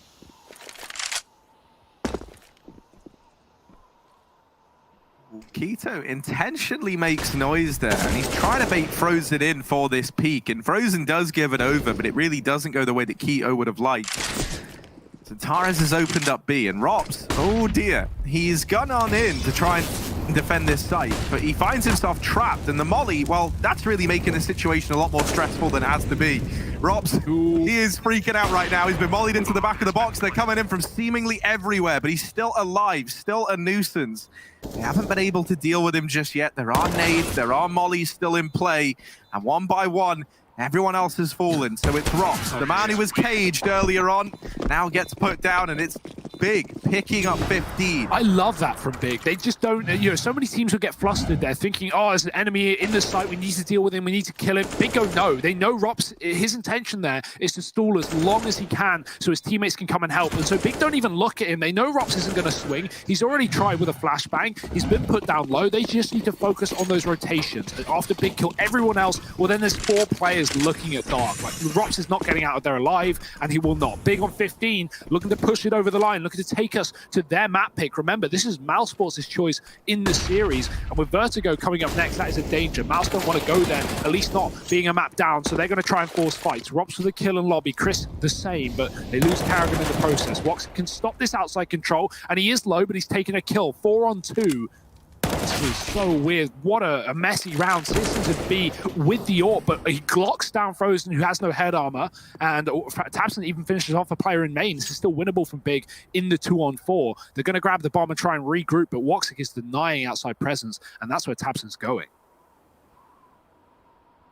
Yeah, the fate of this round kind of falls into Woxic's hands, really, and actually, as we say that, the bomb's now changed its mind. tabseN vacates this outside area and starts to turn his attention back here towards lobby. Now, it's a bit of a curious decision, especially with CSGO making his way up through Secret. And if he does not prepare for this angle from Woxic, which he's not ready for, this round now could fall apart. tabseN in the 1v2, still a chance, but Rops has been waiting patiently on this A bomb site all round, and he's not going to miss a beat from up on the rafters. 14 now for Mouse, and this here is where we decide now, moving into round number 30, whether or not this whole map ends here, and all these rounds that Mousesports are able to put up on the board falling in vain.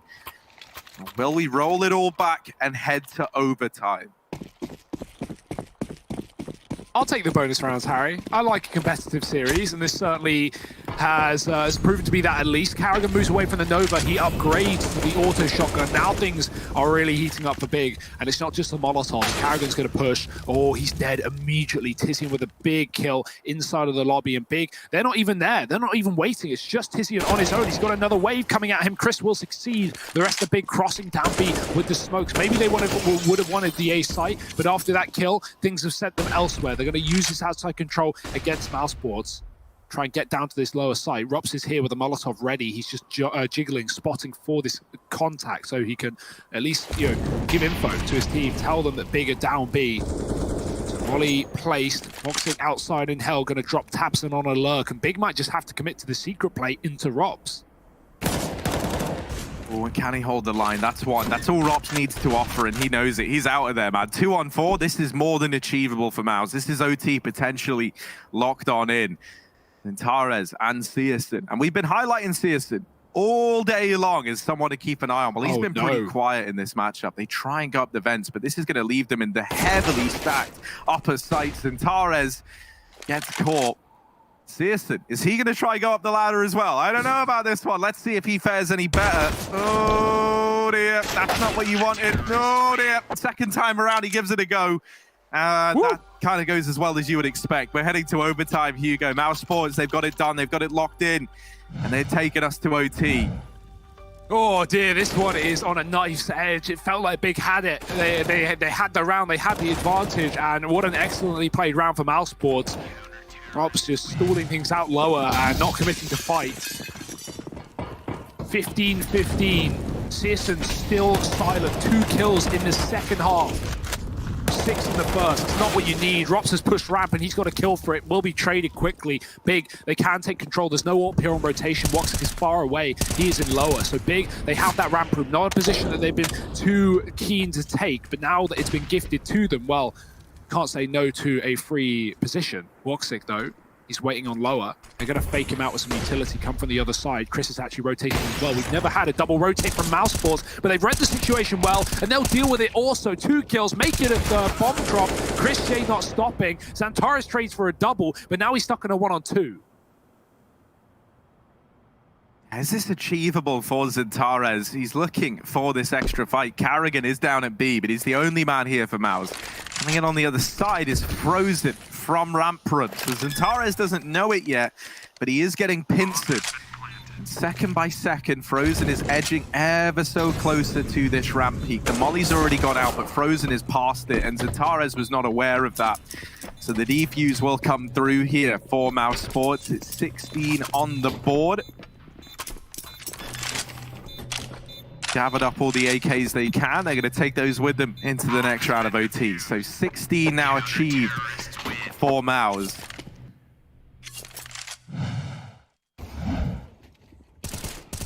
This could still be their map after all, Harry, and I think that would set us up for a 3-map series, right? With how competitive Big have already proven to be today. With Vertigo coming up, not only a map that Big have been frequenting, but one that Mousesports have only played 4 times in 2020.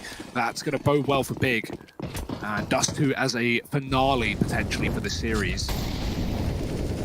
Mousesports, where do they go from here? Big have yet another buy.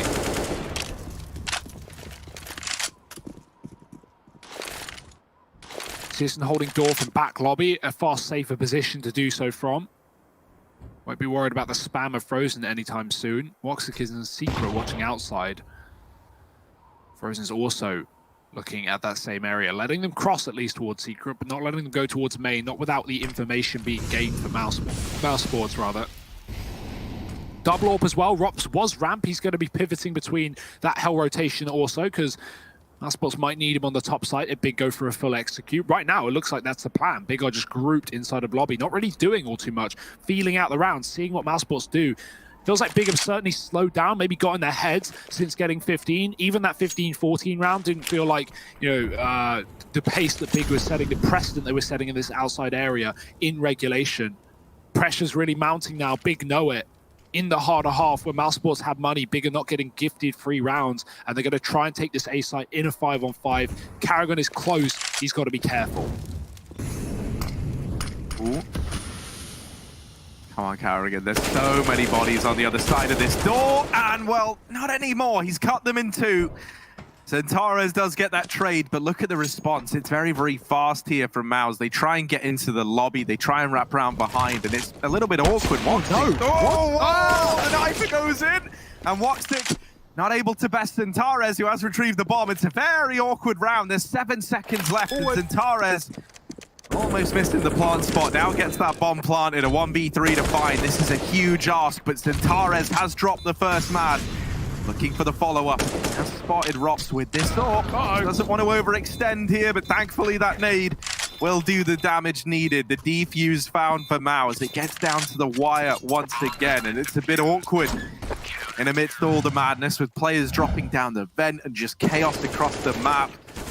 This double from Carrigan, instrumental in securing that round there. This was all weird, man. Like, for reference, Tabson doesn't know Woxic is there. He's rotating. No, yeah, that's like an instant reaction on the night. His teammate just went vent and cleared it. So Tabson's like, oh, vent's clear. I'm going to come join you. Oh, let's go plant B, buddy. Comes down the vent with his knife out. Woxic's there. Tabson, he knows he doesn't have time to pull out his gun. He has to swing and hope for the best. Woxic's so quick, though, with that no-scope. Mousesports 2 up. That just shows you, man, that Xantares and Woxic, like, they're friendly. They let each other go by, but no one else is granted the same privilege.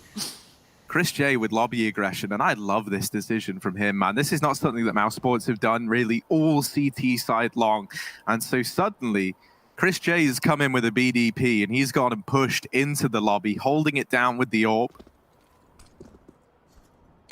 Ooh, Batizian. Is he aware of this? He looks like he might be. He's checking over at the hut. There's Chris J delivering one, and he's at least kept this in a 4-on-4. Tabson trying to complicate matters outside. It ends up being him to What? fall short. Oh, dear. Toxic barreling out of heaven. This is a weird one. Now, in amongst all of this, Big have gotten down the vents and into this B bomb site. This has been a bit of a reoccurring problem for Mouse, but in overtime, they've been great at dealing with it. It's another one of these weird vent rounds. Oh, geez, it's Antares getting dropped from it this time around. Now, Searson's going to try and set up to deal with the vent players. There's one. Give us another, Searson. Come on. I was bigging you up all day long, man. And I was saying, like, you're the guy to keep an eye on. Prove us right. No, he goes walking into the vent. Oh, dear. Tizian now asked to step up in this clutch. The bomb is ticking away, and there's not a lot of time left on it. That volley is going to spread and maybe deny the defuse. That's bought Tizian crucial amounts of time. Someone's got to get on this bomb, and they've got to do it quick. Tizian trying to deny it and want to play in through the smoke. It's all chaotic. It's all gone wrong. And Tizian cements it with 3 at the very, very end. So narrowly so, 16 on the board for Big. I love how chaotic some of these post plants are getting. It is madness right now. And somehow Tizian looks so comfortable in this situation. Like, he's like, yeah, I've done this before. Like, just one-tap the last guy. Santares as well. He was top vent. He was next to CT vent as 3 players went to rotate. He drops first and then tries to catch him on the ladder, but Big is so quick in getting down. I got to wonder if Santares never dropped, he might have just backstabbed all 3 of them there, but instead it's going to be Big at least getting 1 round in T-side overtime. Now we go back to CT half. Mouse Sports, they're so quick. This is all they did in regulation, and it worked wonderfully. Fast A plays to get frags, but Rops only finds 1. It's a double trade back to Big. Bomb dropped in the hub. They need to get control. Tizian doesn't know, but Mousesports are trying to grab it. Smoke comes down. Chris does eventually get that package under control. Will move away with it.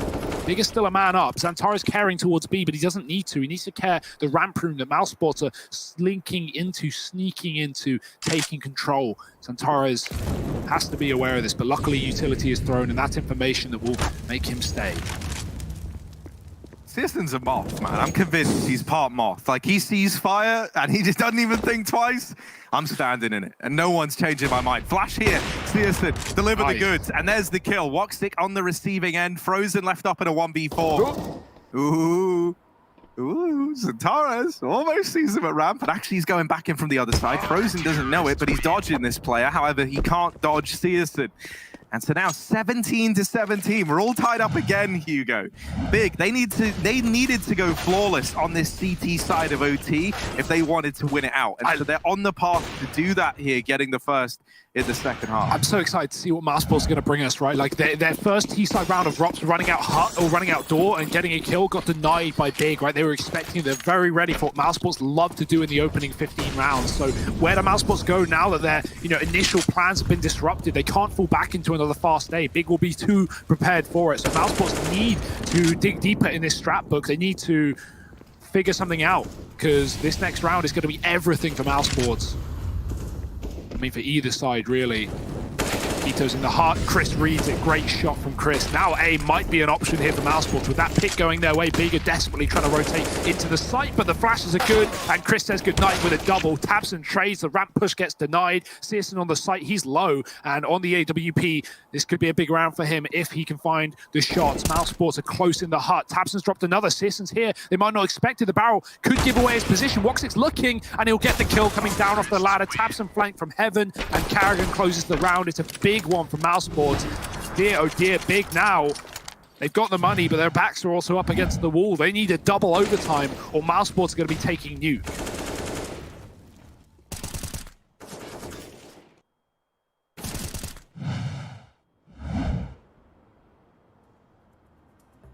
Oh, did we get another OT, Hugo? Because I don't know about you, but I feel like this series might just be one that deserves it. It's been so back and forth, and I don't really feel content with it just ending in the first OT. With how this game has gone, with how both these squads at some point in time have had to chain together some ludicrous streak to be in this position. Feels like either one of them deserves to walk away with the victory here in this first map, and I don't know if I'm ready to see it all draw to a close just yet. We got one final round of play, perhaps. Either this is the one that sees Mousesports take it, or we run it back again. Ellis has some brilliant fun facts. Nice reference to Device's tweet of consistently inconsistent. I love that. Elliot, aka AZS, because he's known on Twitter, doing a great job. I'm loving having him on the stats. Perfect mix of someone who knows what they're doing, and is also pretty funny. I'm not going to give him too much credit there. Careful. You know, you don't want to... You know, we've seen TLDR, man. It's sometimes it's great, sometimes... Ooh, Searson. I'm kidding, Elliot, man. You're always great. Here it is, 4 on 5, and Mouse Sports, the round that could end it all. They've got Carrigan deep outside, but they've lost Rops early, and he's been so key to this offensive for Mouse. Carrigan.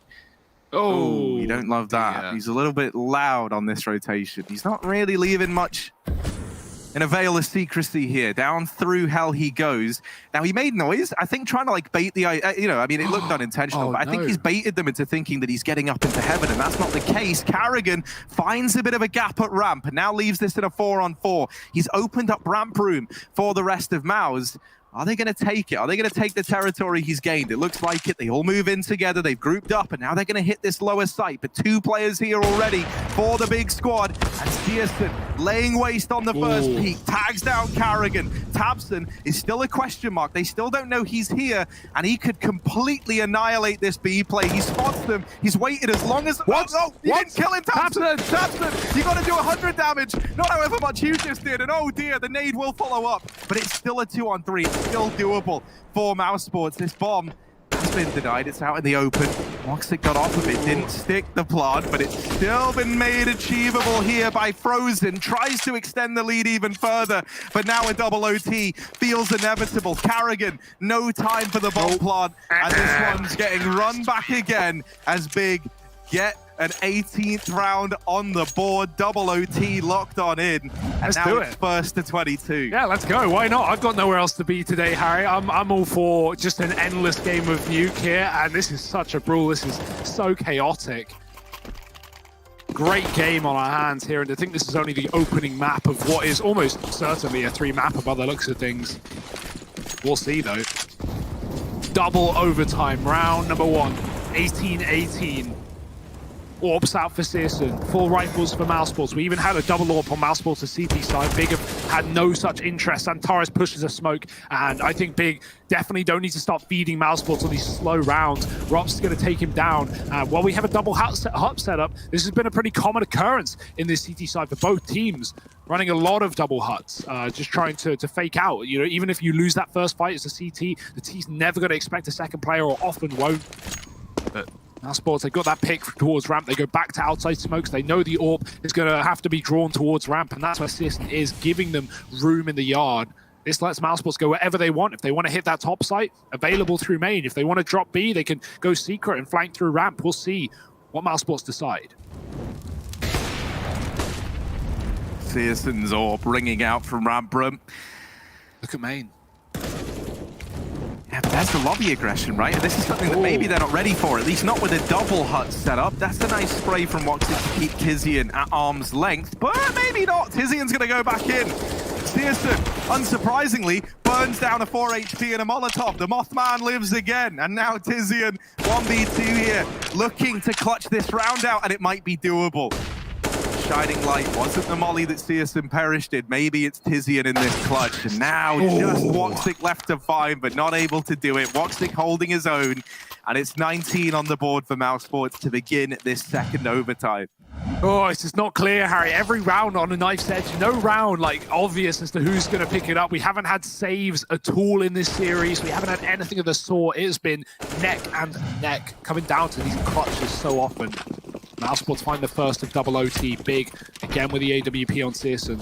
It's going to go outside again. Hopefully he can have some impact here if Mouse Sports give him fights, but they're not keen to do so. Setting up utility towards that top site. They can molly heaven. Hut roof also. Lots of options here for Mouse Sports. They want to take A. Big do have a pretty hefty setup here with 3 defending players. Keto's on the rafters, good position. The bomb's dropped first, and now Big know it's a commitment. Now they know to be ready. Keto's dropped to second, and the bomb is irretrievable for Mouse Sports. They need to get the kills. They need to win the round, but really that's not looking likely with how this one started.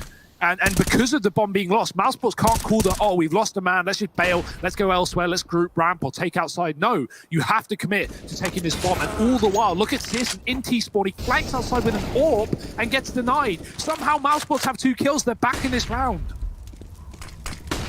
Yeah, and this is such a wild one. Like I don't understand how Mousesports have given themselves a fighting chance, but they have. And you know, a couple of kills being fed their way. But this is where all that comes to a close. And once again, Big just sit back. They wait. They know that maybe they pushed a little too far in the 5-on-3. Now Woxic, oh, another kill. But tabseN swinging out from the heavens. He's not ready to let sneaky little Woxic put one on the board for Mousesports there in the 1v3. So tied up once again, 19 all as we approach the end of the first half of double OT here. Oh, look at that outside flag. We saw it from CSGO. He's been a real bit of a liability for Big here in this game, and that's a real shame to see. Typically such a flashy AWP player. Don't get me wrong, he certainly had rounds. He certainly had rounds, especially in overtime, that Big have needed him in. But I feel like, you know, if we had regular CSGO on form today, this wouldn't even be in double OT. 1919, still time to step up for either side. tabseN's lower. Frozen's got on his way towards Secret from those outside smokes. Woxic is still lurking behind them with an AK, no less. CSGO's in the hell-hanging position, watching the outside area. Xantares has ramp, and he might need to fall off as Mousesports throw a lot of utility his way, forcing the rotate of that AWP and leaving outside open once again. This has been a constant rotate from Big. It's not been too much of a problem, but it certainly can be if Mousesports figure it out. They did the other round to get us to double overtime. And now they're going to hit this A site, splitting it through main and lobby. Another one of these close hut positions, though, from Big. And these have been working out pretty well for them, but usually it's been on the back of like a double hut setup, right? You kind of catch Mousesports not aware. In this round, the aggression's coming from elsewhere. Xantares trying to pressure ramp, and it's a double push at this side. tabseN, he's gone unaccounted for as a result, and in the meantime, his teammates have won enough fights. Oh, that's the bomb! Oh dear, they've given it to tabseN, but luckily enough, Carrigan comes back around and gets that trade. That could have got dicey. It could have gone wrong for Mousesports. But they hold on. 20 on the board now, 19 for Big. And once again, we're in this same situation where Big have to go flawless if they want to be the team to pick it up. Mousesports moving into this second half with a one-round advantage. It might not feel like much. MR3 OT makes all the difference. That's not what it is. It's MR5. You know what I mean? Frozen here, holding on. Yeah, no, it is. Why'd I say that? I don't know, man. Just doubted myself at times, you know? Big doubt. Done a lot of Counter-Strike. We have done a lot of overtime. Counter-Strike. A lot of overtimes. We've seen it all. You think I know this all by now, Hugo? A lot of numbers, a lot of words, a lot of letters. It's kind of like algebra, but harder. And tabseN here. Not so much looking to be a mathematician, more just a flat-out magician. He's got to conjure something up in this round. He's got to make a big play happen, and he's getting close to made. Now, this isn't like looking like it's going to be the A play. They try and get ramp for him now, and with that foothold, safe foothold, they get the kills at ramp, but they don't actually get the territory itself. Woxic has come rotating in, and now that they try and leave ramp, well, there's lobby aggression from Mouse. This is such a chaotic round. There's players everywhere. Mouse don't know where Big are. Big don't know where Mouse are. No one knows anything. And Chris J, suddenly, all he knows is that he's in this 1v2, and a very tricky 1v2 at that, because he's had no information as to where this bomb is ending up. He is just gambling. And luckily enough, they've broken the window down at B, so that's given him a real big hint. Yeah. If he set up Heaven, I mean, that would have been an even longer rotation, but luckily the windows let him go Hellside and find the kit as well. That's cut 5 seconds off of his potential defuse, but a defuse he'll never get to attempt. CSGO forces the fight, and Big win the round. Big kill from CSGO, big round from CSGO, and tabseN 2 apiece, as tabseN sits on 34 kills right now. Just a day in the office for this dude. Absolute tank in the German scene. Even saw some tweets from manager from Big yesterday talking about how, you know, tabseN, he's had offers to join big teams, he's had offers to leave Germany and play in international lineups, and he still decided to stay here, and that's so awesome. We're seeing the success for Big, and a lot of that comes down to tabseN. I absolutely love that, right? I think it was Christian Lenz who tweeted it, just saying that, yeah, he's had chances to join bigger teams, but he's always made it a priority to stay back in Germany and try and work with Big to cultivate the scene there. Correct. Yeah, you know, you got to respect it. Especially considering, like, being real, like, being honest here, tabseN, he could definitely do so much more. Like, if he joined a top EU team, he could definitely win trophies, championships, and, you know, something Big, at least in this roster, haven't had. But that being said, I think this is the best Big roster we've seen in a while. So let's see if they can take down Mousesports. Right now, 4-on-4. Right now, outside and about. Woxic is looking. He's seeing a jump. He knows they're here. The AWP is trying to fight back. Smoke towards main, but you'll notice Big aren't committing to this outside control. They've dropped back towards lobby. Citizen selling a fake molly in secret. Woxic has been kept in this position for as long as Big can keep him there. Chris down lower. And Woxic has to reposition because of the flash. That gives Big the room to cross if they want, or at least the timing to cross. So Woxic has to be aware of that and has to com that to his teammate down B. Meanwhile, it's an A play. It's 2 on the top side. Robs gets 1. Carrigan, same story. But is that enough? It's left Tizian 30 kills deep in a clutch. Yeah, 30 for 30. Tizian, he's got to go positive here in this round if he wants to pick it up for Big. Now, the bomb plant found at a bare minimum. And a reposition into the lobby. Now, he's not going to find any contact here, but how he could turn this into his favor is if he catches Chris J up through the vents. And what's he done? He's caught Chris J up through the vents. Who knew it? Woxic now down to the 1v1. And Woxic's been good in these clutches. He's looking for the fight. He's trying to deny Tizian playing for this bomb, but with no kill gifted over and Tizian baiting the first shot out, Woxic is sticking it. Woxic's on the defuse. And Tizian, he runs out of ammo. Deary me. That extra 1 bullet would have made all the difference for Tizian there. Mouse Sports, they get the defuse. Woxic with balls of steel just sticking it as a last-ditch attempt in that round. And it works, betrayed by the ammo counter on Tizian. You weren't wrong when you said 1 bullet. 1 bullet would have been the kill there. Not even, you know, he was aiming at the right place. He had it by the end of that mag, but yeah, just too short. And Mousesports are 1 round away from that win. Come on, Big. Triple OT. Let's go. Yeah, why Let's not? run it back. I want more. What are we doing here? I'm not ready for Nuke to end yet. No. Obviously, Vertigo up next. That's basically Nuke 2.0. Yeah. So, you know, we've got even more of this waiting right around the corner. But why focus on that when we've got this on our plate right now? Once again, we reach this round that could decide it all. Either it gets turned back again and we continue in OT, or Mousesports take it. You've heard me say this sentence a couple of times now. And you'll know Mousesports still haven't taken it. So Frozen tagged down low in this round. Nice. But it's going to be Woxic delivering that first kill. And so now, man up for Mouse. They're in a 5-on-4. The pressure is on for Big now more than ever. And they find themselves kind of trapped outside. You know, they got out here. They were looking to cross. And what was looking like kind of their strategy to get into this round has now become the cage that they find themselves trapped in. Tabson has got no way to get out from Garage. He's got to brawl. He's got to win these fights, and he's not able to do that. So a 3-on-5 for Big. Clutching at straws as they try and keep Nuke alive, and 1 by 1, they are fallings. And Tares and Searson, the only 2 players left, the only hope for Big to keep this map going. Oh, and they're going to get mowed right now. Mousesports, they do it. It takes them a minute. It takes them a couple of hours, but oh boy, they have pushed it over the line. Their map pick going their way. 22-20. Vertigo next. Big's choice in this series, and one that certainly sets us up for a 3-mapper, wouldn't you say, Harry?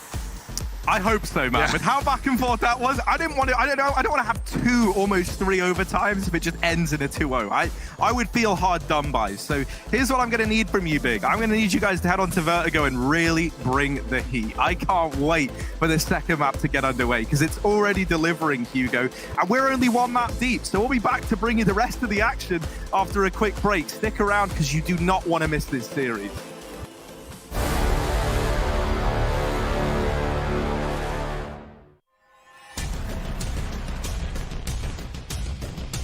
Flashbang's affected. They have got through the smoke wall here, but Chris J, he is the final boss of the bomb site. Now Spiddy and Chris J to keep Mousesports alive. Oh, Chris! He's found 3. It's down to a 2-on-2. Chris, can he close this with an ace? Oh my God! Can they actually close this out? Boom, Chris. Fantastic way to start, and no scopes on him himself. Absolutely saving Mousesports. Hey, it's me, Lily from AT&T. I'm back, working from home, and here to help. Hey Lily, I'm hearing a lot about 5G. Should I be getting excited? Depends. Are you gonna want faster speeds? I will. More reliability? Oh, also yes. Better response times? Definitely. Are you gonna be making sourdough bread? Oh, is that 5G related? No, it's just like, why is everyone making sourdough now?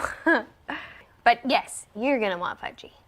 AT&T is building 5G on America's best network. Visit att.com to learn more.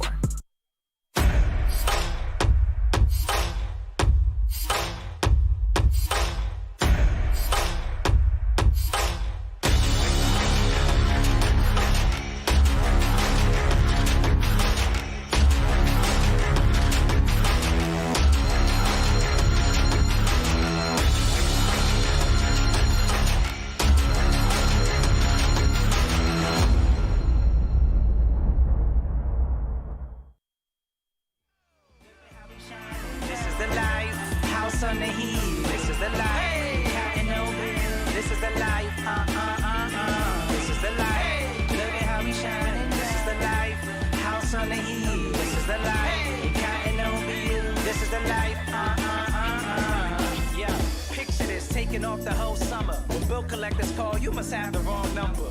Shows overseas, they got love for me, but best believe I'm touring Belize just for me. Oh, I'm getting it, my grind is relentless. Forgetting how to use the word budget in a sentence. They all trying to fit in where I get in. I'm flying out to unknown settings. Look at how we shine. This is the life. House on the heat. This is the life. Counting no bills. This is the life. This is the life. Look at how we shine. This is the life. House on the heat. This is the life. Counting no bills. This is the life. Yeah. Look at how we shine. This is the life. House on the heat. This is the life. Counting no bills. This is the life. This is the life. Look at how we shine. This is the life. House on the heat. This is the life. Counting no bills. This is the life. Yeah.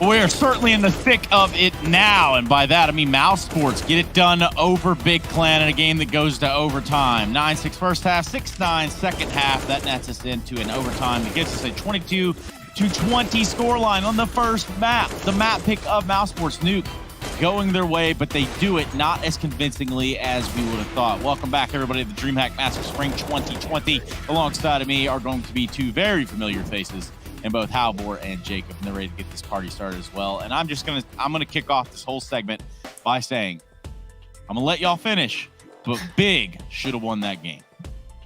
I mean, yeah, you're right. I think that was definitely a game where Big had it all really laid out for them in order to win. Obviously, Mouse Sports do a good job of bringing it back, but overall, it's a game of two teams playing pretty damn good T sides. Obviously, you can, I guess, have some pointers on what they're doing on their CT sides, how they're not necessarily adapting as well as you would have liked to see. But overall, that was a really, really well played game. I've thoroughly enjoyed that, even with all the chaos that happened towards the latter stages. Yeah, speaking of latter stages, I'd rather us just jump right into something educational. I think, Jacob, are you ready to do the damn thing? Yeah, let's jump into the Stats Helix program, because we have the scoreline being 7-5 for Mouse Sports right here. And as Halvor was saying, they had a very strong T side. And this round we're going to see right here, just by the looks of it, right?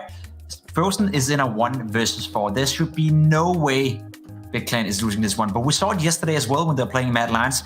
They were actually playing much better than Mad Lions yesterday, but they still made it close because they don't play these situations pretty well. Susan dying right here, that's okay. He's finding the information, and you can argue that's okay. But look at this. What's going to happen right here now is that these two Goonies are going to go for a duel out here towards Yard. And there is no reason to do it. There's 40 seconds left. Frozen still has the bomb. All you have to do is defend the bomb site. You don't have to take the fight. You don't have to go at Frozen. Play out the clip right here. Well, Frozen gets 2 kills, and all of a sudden it's a 1 versus 1.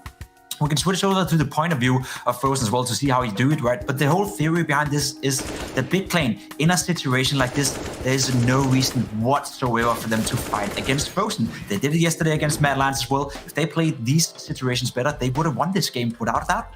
And I mean, it kind of goes back to, well, before the game, I was alluding to the fact that I thought that the duel between Voxic and Searson would be actually pretty influential. And in a lot of these instances, in a lot of man advantages that we saw from Big, it's Searson actually being a liability more so than an asset to this Big squad. And that 1v4, for example, he's the first one to, push aggressively through lobby, gives away an easy opening kill for Frozen. We saw it on multiple other occasions, whether it's him flanking, on the CT side through yard, or if it's him, kind of just forcing himself into a position from where he's mauled it out and always goes for the aggressive option. It's a bit of an odd one. I was kind of hoping that Searson would bring, a positive to him, but he was straight up a net negative for Big in this one. And I think if he just plays somewhat average, that's a pretty easy win for Big, actually. Yeah, and we talk about individuals, and we were talking about taps, and I want to speak about a gentleman by the name of Tizian and also a player by the name of Keto. I think that they had big impact. They have big impact, and we need to see them step up on Vertigo as well now. The second map coming up, Mousesports is not a bad Vertigo team at all. We saw Big played yesterday as well against Mad Lions. It wasn't as pretty as it probably should have been. It was the very first time Mad Lions played that map, yet it was still a relatively competitive game, I'd say. So Big Plane can fix some of those mistakes if they stop giving up these advantageous situations. I think they have Mousesports where they want them, because this was a scrappy game of Counter-Strike overall. And you know what, Big Plane, they're showing up individual apart from Searson right now. Yeah, we're showing that the shots can be hit. Halvor, what's your last take here? No, again, just like my biggest worry is the fact that Big had a big opportunity to steal a map off of Mousesports. And the problem is when you're an underdog coming into these kind of games, you only get that one chance. And I think that's going to be a really tough task to really take it to 3 now for Big. Yep, tough task. And as Harry once said, a wise man named Harry, he goes something about Vertigo is Nuke 2.0, and that's exactly where we're going. The second map of the series happens to be Vertigo, so we're going to go jumping into that right when we return. It's Big taking on Mousesports at the Dreamhack Masters Spring 2020.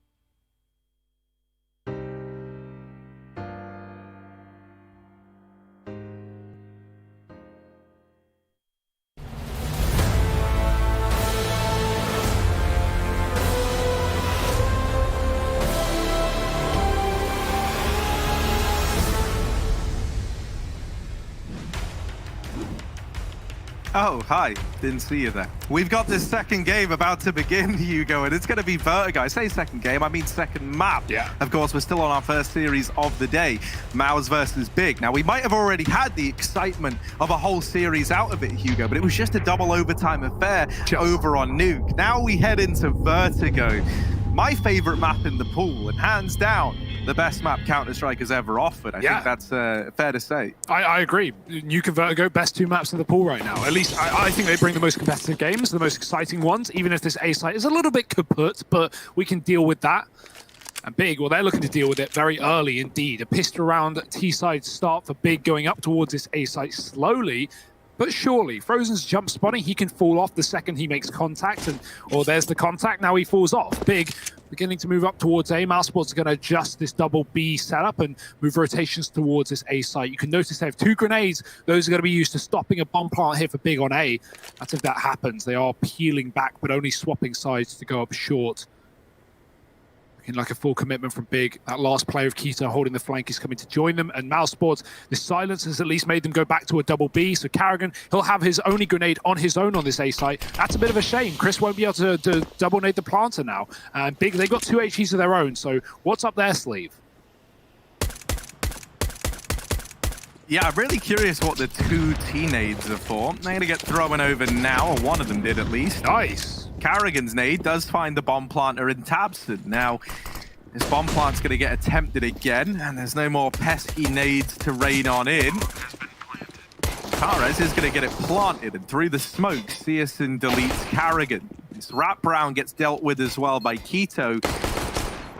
And so suddenly, what was looking like a good 5-on-4, denying the bomb plant, looking up for Mousesports, it's now turned pretty sour. Chris J does have this defuse kit, rather, so he can get on that bomb. If he had North, that would be impressive. Gonna stick it, still on the defuse, and a couple of taps later, Tizian with the knife out tries to deny it.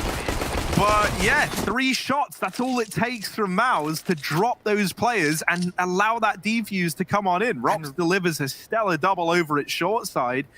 And it is actually Mousesports in the long run to find that pistol round. Big kills from Rops, right? When you have that default plant there on A, the best position to cover it is short. Is because you know typically whether the CT is going to be sitting. At least like they, if you're looking from ramp, they can either be left or right with the bomb. If you're looking from short, they have to be in front of you. They have to be on a certain angle, so you know where you're spamming from. So Rops gets the crucial kills on those short players, and Big won't be able to get that post plant off. Now going to have to be an eco, but let's think back to New Carry. Let's remember a whole map ago, many years, many moons.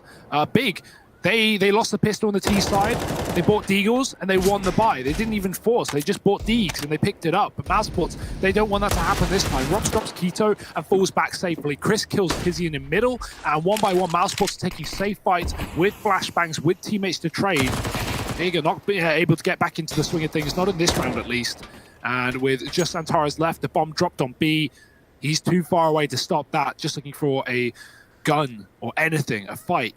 And Mousesports, they're going to give him an engagement. Carrigan's swinging. He's spotted Antares. And now Mousesports can start to move in. Voxic has his knife out, very frag hungry. And maybe they shouldn't be because they're giving Antares a way back in the round, but he only gets 2. And Mousesports will finish it off. Rops with a 3-piece, and Mousesports take that lead nice and early on.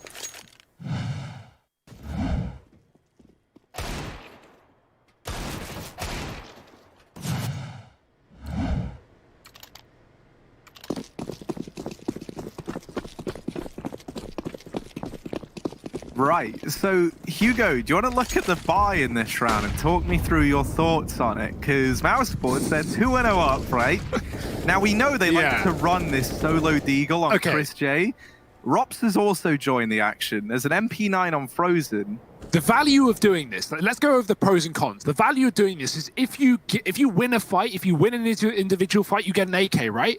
And if let's go the other way. If you lose the round entirely, you can still rebuy. That's the aim for Mousesports. They know that no matter what happens, they can buy in the follow-up. And this is enabling that. If they get guns, it's only going to increase their weaponry in this round, and with little investment, they get a lot of reward. Look at this. Now, this buy looks excellent. They're a man up. They've got an AK on Robs. Yes, there's Deagle on Chris, but that's not really seeming like a problem anymore for Mousesports, who are advantaged in this round. But fast play for Big. They're trying to beat Mousesports to the site. Tamsin gets up mid and kills Woxic, but is traded through the smoke. Still engagements with the AKs. Big have 3 of them up, but Tizian is taking them down in middle. 2 kills from him.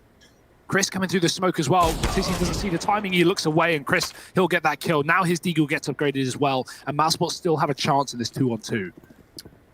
Uh-oh. Ooh, Xantares deep within CT, and a little bit deeper than Mouse might be ready for. They're not even considering it, so Xantares has allowed that kill onto Chris J almost entirely for free. Frozen is the man expected to trade it, and Xantares has dodged him for the time being. Now Frozen's just going to keep holding down this angle, and he knows Xantares is still here thanks to these little hints, this little breadcrumb trail that Xantares has left him with the flashbangs. Frozen still waiting patiently, and now he sees Xantares crossing back into the site. That's a bit of a heartbreak moment for Frozen. That was his chance to isolate a gunfight, but he gets given it a second time around. However, the trade is fast in response from Searson, and that round goes the way of Big. Now, as you were saying, Hugo, the goal for Mouse was to be able to invest in this round here and now, but with 2 players still being a little bit low in money at the kind of go-ahead for this this bonus round, the investment's going to come in, but it is going to be lacking in some respects, right? But let's look on the other side of the coin, right? Let's say Mousesports fully bought those rifles in that previous round on both Chris and Rops. They would have not been able to buy it here. And Mousesports still made that round winnable. They still made it very close. It came down to the clutch. Like, you know, if Frozen was a little more ready there, he might have won it. So not only showing how viable that buy is, but what it leaves you with if it doesn't work. It's still a good investment here for Mousesports. They've still got the AWP, but those guns need to be put in the right place at the right time, and Carrigan will be on the wrong side of the gun. Taken down by Xantares on A early. We've got this boost up for Chris and Co. But Frozen, he's waiting. The key about this boost is you don't want to be peeking too aggressively. You want to pick when you want to go over the wall, essentially, to go for that fight. If you're holding the whole time, not only can your gun barrel be seen, but your head from multiple positions. So playing it safe are Mousesports. They're even going to deconstruct it eventually as Big begin to move up. That's unfortunately timed by Mousesports. They would have had the info. Now they have none. And they're going to have to find it out the hard way. Frozen pushing up on short side. There are players here. The Mac 10 of Keto, and it makes quick work of Frozen. No head armor, no problem. Big entries from this T side, and they're all over the site. The plants come in, and Rops' Deeg, well, it's not going to save the day this time.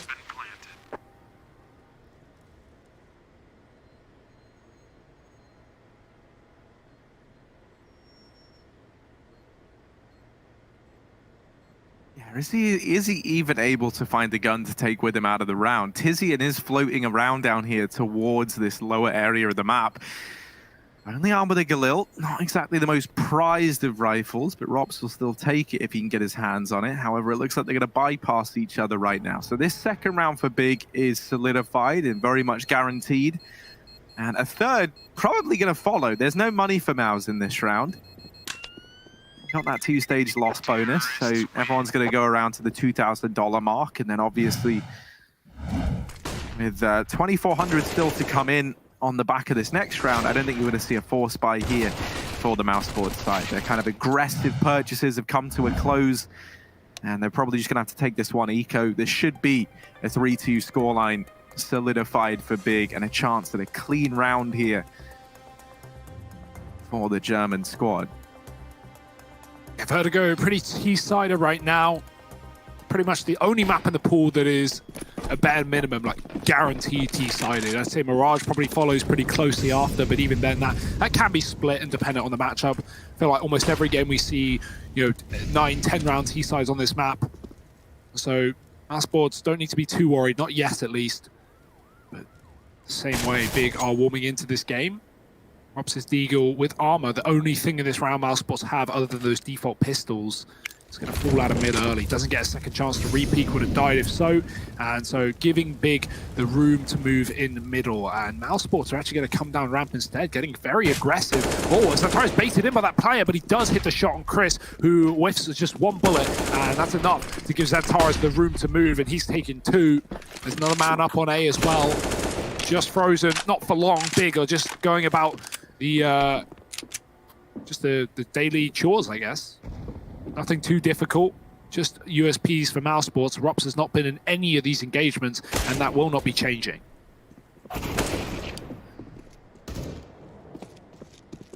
Wow, Tabson, how could you do Zentares like that? He was on for the ace. Zentares actually dinks down the player in the sight, headshots him through the box, and Tabson finishes it off. So, yeah, that ace has been denied. Rops is the Deeg save king, is the lesson we're learning here and now. We're going to try and get away with it again.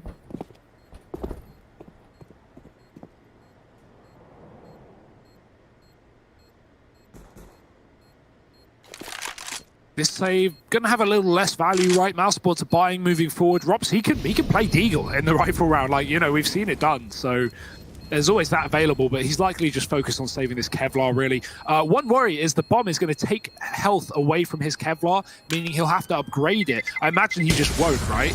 And he'll just stick with body armor because there's AKs on almost everyone here for big. So, you know, that's one note. Rops saved 100 armor for 2 rounds, only to let the bomb remove it. But not the end of the world. The buy can come through for Mousesports is what we've been waiting for anyway, and Rops has got full utility. I don't see any kits, Harry. I do not see any kits. You can't really play a CT Cyber versus go without I know kits. this always gets to you, It Hugo. does. It really does. It gets under your skin, doesn't it? Oh, well, you know, here's an alternative. What if you never need the kit? What if Chris J just hunts down the frags at the ramp? Yeah. I don't think that's something they can bank on all the time, but in this round, it's been enough early on. They're in this 5-on-4. Now, the reason why Hugo's eyes light up whenever he doesn't see a kit purchased is because on Vertigo, a lot of the time, you are left to play retake at either one of these sites. More often than not, it feels like it's still the A site of play, right? And these kits become essential once that bomb goes down and some of these awkward post plants that you can find yourself in. So for Mouse, it's pretty imperative that if they let this bomb go down, they're fielding quite the man advantage when it happens. With how this round has started, it's looking good for that. Searson gets naded out of the equation, a 5-on-3, and now a follow-up kill from Carrigan. He's really holding down this A site like a bit of a madman. He's going to follow up. That's the bomb dropped. And all right, Mouse, look, we can forgive you this time. Just to make a note on kits quickly as well, not only is it important if you're like setting up a round to play retake or whatever, Mouse clearly weren't playing retake in this round, they're clearly playing aggressively, and that's fine. But not only do the kits give you the chance to play a retake as a team, as a unit, and to deal with those difficult A post plants, but also it gives you like a clutch potential as an individual. If you have a kit and you're on the CT side, you always have that in your pocket that you can stick a bomb in a clutch situation, right? And without a kit, you're never going to do that. You don't stick 10 seconds in a clutch. It just doesn't happen. So, you know, that's just another way to win a round, potentially, that kit that buying it gives you. So, well, not to mention as well, I think just its presence gives you like flat out more options, right? Like if you're inside of the A site and you're in like this like 4-on-4, say like you haven't even lost the site yet and it's kind of even odds, it gives you the option to make the decision to back out, play the numbers game, right? Set up for the retake, and you don't feel as pressured to have to take these gunfights in the first place. So yeah, you know, and in this round, as we say, it doesn't really matter. You know, Mousesports, they're a good case study of how you can play without a kit as long as you're winning these gunfights and not allowing this A control to come through. Now, one thing I will say as well, this wasn't like some sort of A execute from Big. It was very much just taking ramp control, playing contact, right? We didn't see those standard wall of smokes that go down into the A bomb site. It was very much just the kind of passive play up into the top of ramp and then peeking on contact. So in that round there, Mousesports, they're able to skirt on by, and now they do have these kits in play thanks to all that extra money. So everything we've spoke about, you can forget it for now. That typically holds true. 3-3 though, and Big starting to build into this T side at least. They're a map down in the series. If you did miss Nuke, well, you missed a banging game. Luckily, Big, they are trying to bring one here and now as well. 3 rounds in a row before Mousesports reset it in the previous, and now they look to do the same. Carrigan on the site, he is stuck, and he's not going to get out alive. Tabson gets that kill. Luckily, a couple of responsive trades, and Frozen with the AK, not only wallbanging you on, but pushes into the site and kills Tabson as well. That will send the bomb back, and Tizian is lurking in middle right now. Mousesports don't know about that bomb, though. still kept them towards A. B's actually empty right now, not that Big know it. And, well, Citizen's trying to clear that one out, but if Tizian dies, the Mousesports are going to be able to quickly rotate in, and there it goes. Tizian is gone, Citizen gets to B, but by this point, that player who's fighting Tizian in mid is already in the site. So Tizian definitely needed to stay alive there in order for Citizen to clutch. It just wasn't meant to be. Double AWP save for Mousesports here on the CT side. Very keen to get them under control. Rops often on that second AWP, but pretty much anyone can do it in the Mousesports team. I mean, crying out loud, we've had 2 ex-primary AWPers in this roster, so... And that's, you know, not even talking about Woxic, obviously. He's a current AWPer. Damn good at it. Double AWPs out. Chris on the MP7. Bit of a classic for him. Got that jump up, not spotted. Searson's looking for the topside pick, but Woxic falls back, takes a shot and runs. It actually leaves Ram pretty much entirely. He's going to try and take up a position at short side. Now, the danger with this is that no one has spotted Zintares getting so close. All of this has been going on. The rest of Big, they've set up outside of Big. Yeah, they've boosted Rops for the mid info, but he hasn't seen anyone. Are they going to run boost? Oh, what is this? I love what we're seeing. Okay, so we got Rops boosting on the B side. I feel like we're watching an MM game between 2 really sweaty teams. Give it another go. Go again. Come on, Keto, right? Lucky. Come on, man. Let's get it. Let's get it. Oh, no! Well, this one, failed launch here. Don't worry. Back to the drawing board. We'll watch Keto's descent back down to Earth, and the rest of his team, they're going to go to B.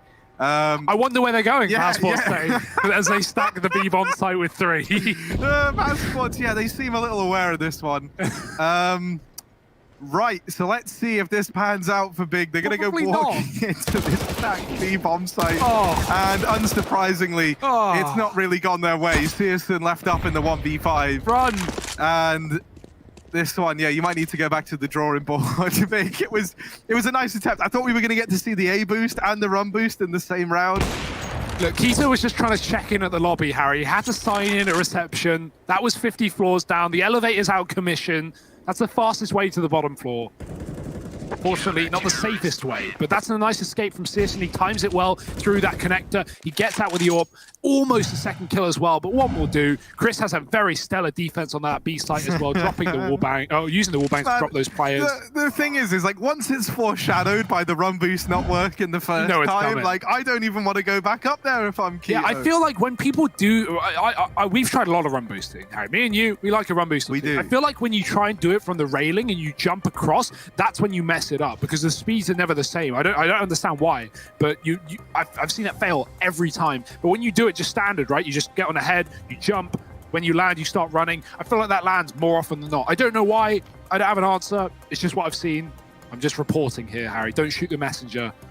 But yeah, I mean, you know, nice try from Big. It's nice to do on ecos in a full rifle round in a 5-on-5. Yeah, I always think as well, right? The problem with doing it off the railing is the guy at the bottom like runs backwards, and I feel like they always end up hitting the like the end of the rail. Oh, they're gonna try it again. Come on, let's go. Taps on your turn. And, well, they're doing it again. They're hitting the wall on the right side. You need to strafe round longer. If you get the speed, you can go so far. You need to go wider because they keep hitting that blue. What is it like the tunnel that you drop construction stuff through? You know, rubbish. The BISP, the BISP, the Berlin International Space Program, is not off to a flying start. I think that's fair to say. In fact, it's off to a crashing to the ground start. Yeah. And that is the polar opposite of what you were hoping for. Now, Big, I hope this hasn't kept you away from the run boost forever. I still think you attempt it in the next round, honestly. Yeah, every round until it works. Every round, because at some point it's got to, and that's just trial and error. That's like one you know of the what's going to happen, Harry. You know what's going to happen. Eventually, when Big do succeed and they get that run boost off, the player's going to land on the sandbag and they're going to get instantly shot in the head. But we'll save that for later because the AWP is out and about in this round. It's the only gun they have, and not for long. Frozen freezes them in place, and Big just get melted on the A site. It's going to be Mousesports with 5 alive.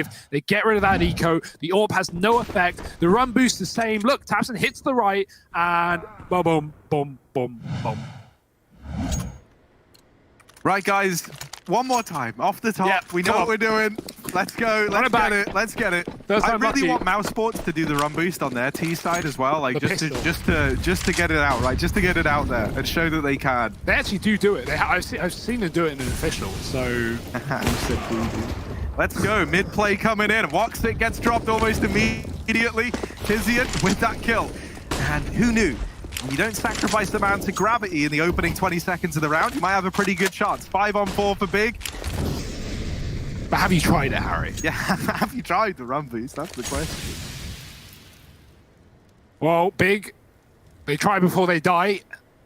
And, well, in this round, at least it's a little bit better. It's a little bit easier. A 5-on-4, Woxic gone, the AWP in the hand of Rops. Tizian, he wants to do the run boost, but he's got no one to do it with. He's going to have to abandon the middle position, go join his team on A. That's where the bomb is going in first as well. So no surprises from Mousesports. They're going to know it's a full commitment. And that is the issue with putting the bomb out first. Now Big have to commit. They have to continue. The bomb gets thrown back. Makito's still going to try and lead the charge to take control of the site. Mousesports on a full rotate. Rops is coming very, very late off of that B bomb site. Karrigan's dropped the bomb in the smoke, and he's not done at that either. Frozen and Karrigan combine for another smoke shot. And Big, one by one, get blown out of this round. No kills on the A site. They find Woxic, but that is the last kill Big gets. And with no bomb plant, that's a real problem for Big. They had 3,500 thanks to the full loss bonus, but they can't buy up. $800 difference could have done a huge amount of difference to Big. They could have had a full investment here, but instead it's back down to the pistols. Hey, I've never seen a better round to run boost, I will say that. Yeah, something tells me we might not see it again, Hugo. I know we're all devastated as spectators, but especially Big. Yeah, failed it once, shame on me. Failed it twice. Double shame on me. Yeah, I'll never do it again. That's the age-old saying. Zintaret's getting naded down, but it's actually Tizian once more opening up, and it's Chris J who's gone very aggressive in 3B. Now, Rops had the same idea. Rops is here with an AWP pushed into the B lobby. This is actually, it looks kind of dangerous, and it is a pretty dangerous spot to be in. Like, Rops is a liability, but at the same time, the information he is providing is stellar. He's kind of clearing this B site. He's keeping it under wraps, and he's got a very forward position. Now, he's gone back, and he's actually, the timing for Rops.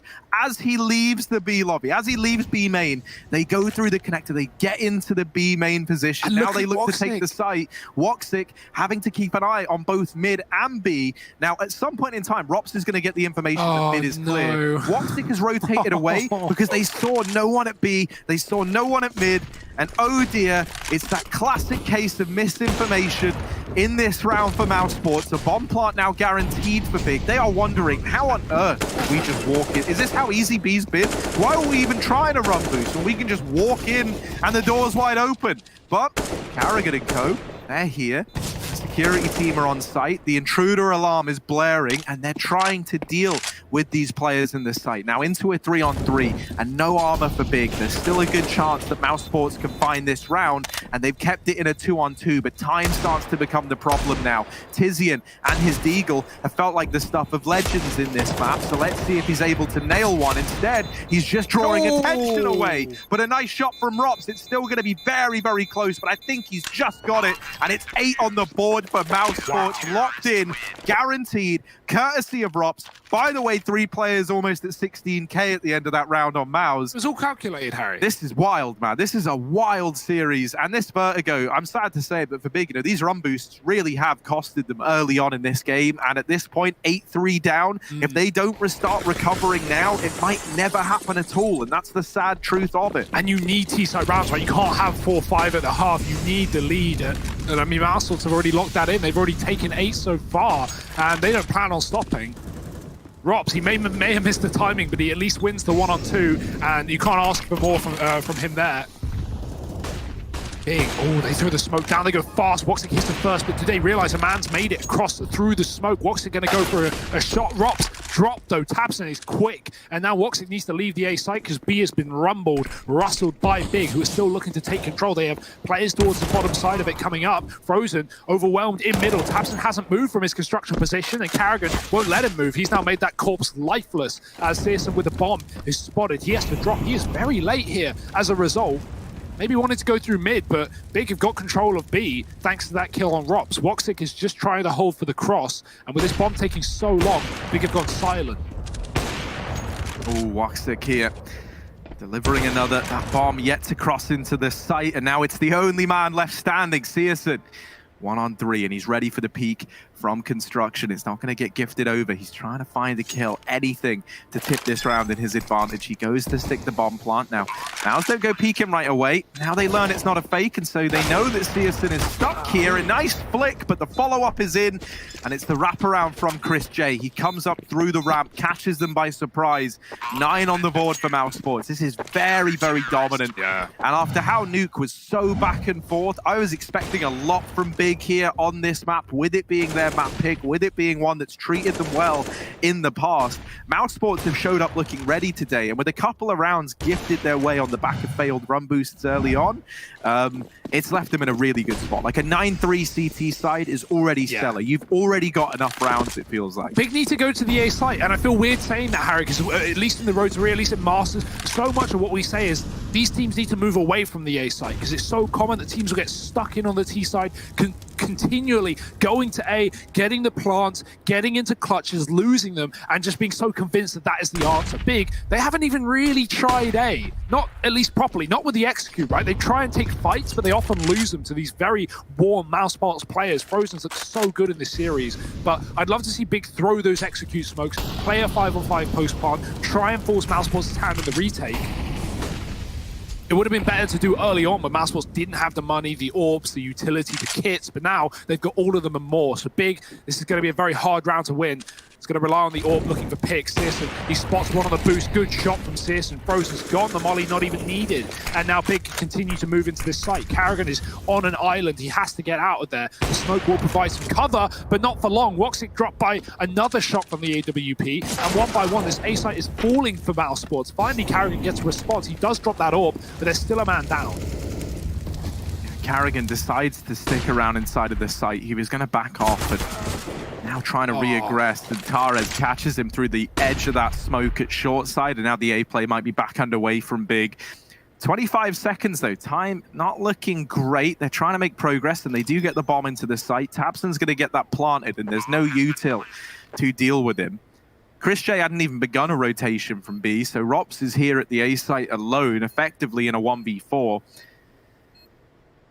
Now, if you're Mouse, you had a lot of money, and you still do, so you can justify sticking around here and seeing if anything presents itself, but eventually you might just have to make that call to save. And with half the time ticked off for this bomb, Tabson finding Rops, Chris J probably just going to think about holding on to the AK. He's actually ducking back in, trying to take some weapons away, and he'll come to regret that decision. Tabson hangs around. He's not going to leave this to get ninja defused. And now attack pause for Mouse Sports. This is the first little kind of setback they've faced in some time. They want to try and remedy it quickly. Because the last thing you want is like for Big to start to find their footing, to start to recover.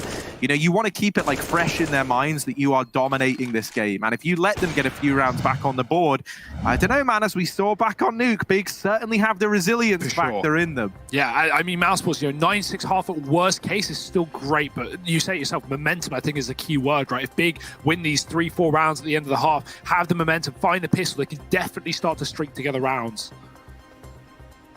In the first 11 rounds, Big killed themselves as many times as they killed Rops. That, I assume, being 2, right? With them throwing them players off of the map. But no more run boost, I hope, for Big. At least not unsuccessful ones. Woxic, he's mollied middle. He's trying to take control. Mouse Sports have a 3-man setup here. We've not seen this before. They're going to peek the orb. And because of how the Molotov blooms, the players close to it can see more through it. And so that actually favors them over the AWP assist. And he gets overwhelmed. There is a trade. Tabson moves in late from the ladder. And he does at least keep things even. 3-on-3, Frozen dead. Tabson going to leave to go and rejoin his team. Santara's up on A. Very aggressively, but not for long. Karrigan finds him, and now it's down to the bomb on B. 2 up for Big, and 1 man in the site. It's Rops with the orb, and Rops is such a clutch player, such a smart player, and he knows that he can just take a shot, get a kill, run back, and play safe. That's his MO. That's his aim. And Big, they're going to bring the pain. Oh, he sees a backpack, and now peeking a little bit wider, catches Tabson leaving it on Keto. Rob still floating around here, and now tucking himself in over at the back left of the site. Swinging wide, and Keto's gotten close as a result. Now, even spotting Toxic on the entry in through mid. Keto going to start to plug in these numbers. Molly's really going to complicate matters for him, and there's the follow-up almost immediately. Yeah, Mousesports are like very constricting in these situations, right? Like they really don't let you get comfortable in that site. And that round there, when it's a 2v1, obviously they have very little reason to. They've got the utility to keep the pressure on. But even if you think back to, you know, like that round where Big get into B on the back of the misinformation from Robs, it's all just so fast from Mouse. You know, they really don't let you get comfortable. They're not going to hang around. They're not going to give up these post-plant positions for free. And so Big, you know, they've kind of been left like just having to play the hand they've been dealt inside of these bomb sites a lot of the time, and it's not coming up in their favor. So Mousesports, they right their wrongs, they get a 10th back on the board, and now we approach the last round of this first half of play. Yeah, another aggressive mid take. There's no AWP here this time. There is a double setup again. Big as unready for it as they were last time. Woxic and Chris get both the kills. Even though Tizzy and Tabson look prepared for fights, they will not win any of them. And I love that idea from Mousesports, using the molly to their advantage. Not only does it, you know, cover vision, but it covers footsteps.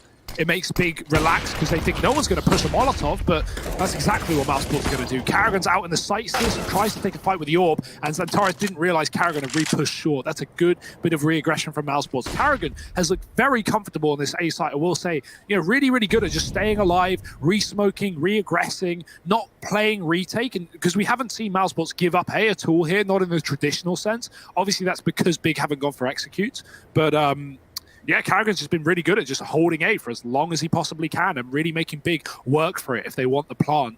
Right now, it's Keto in a 1-on-5 for the halftime, and he might just be dead as soon as he gets into this site. Well, there you go, Hugo. You kind of spoiled that one for us. 11-4 at the end of the first half of play. Mousesports with quite the lead, and Big, they've got to make one hell of a comeback happen if they want to take this one all three. You're going to have to join us after a quick break to see how Vertigo ends up playing out. So stick around, because this series has been great.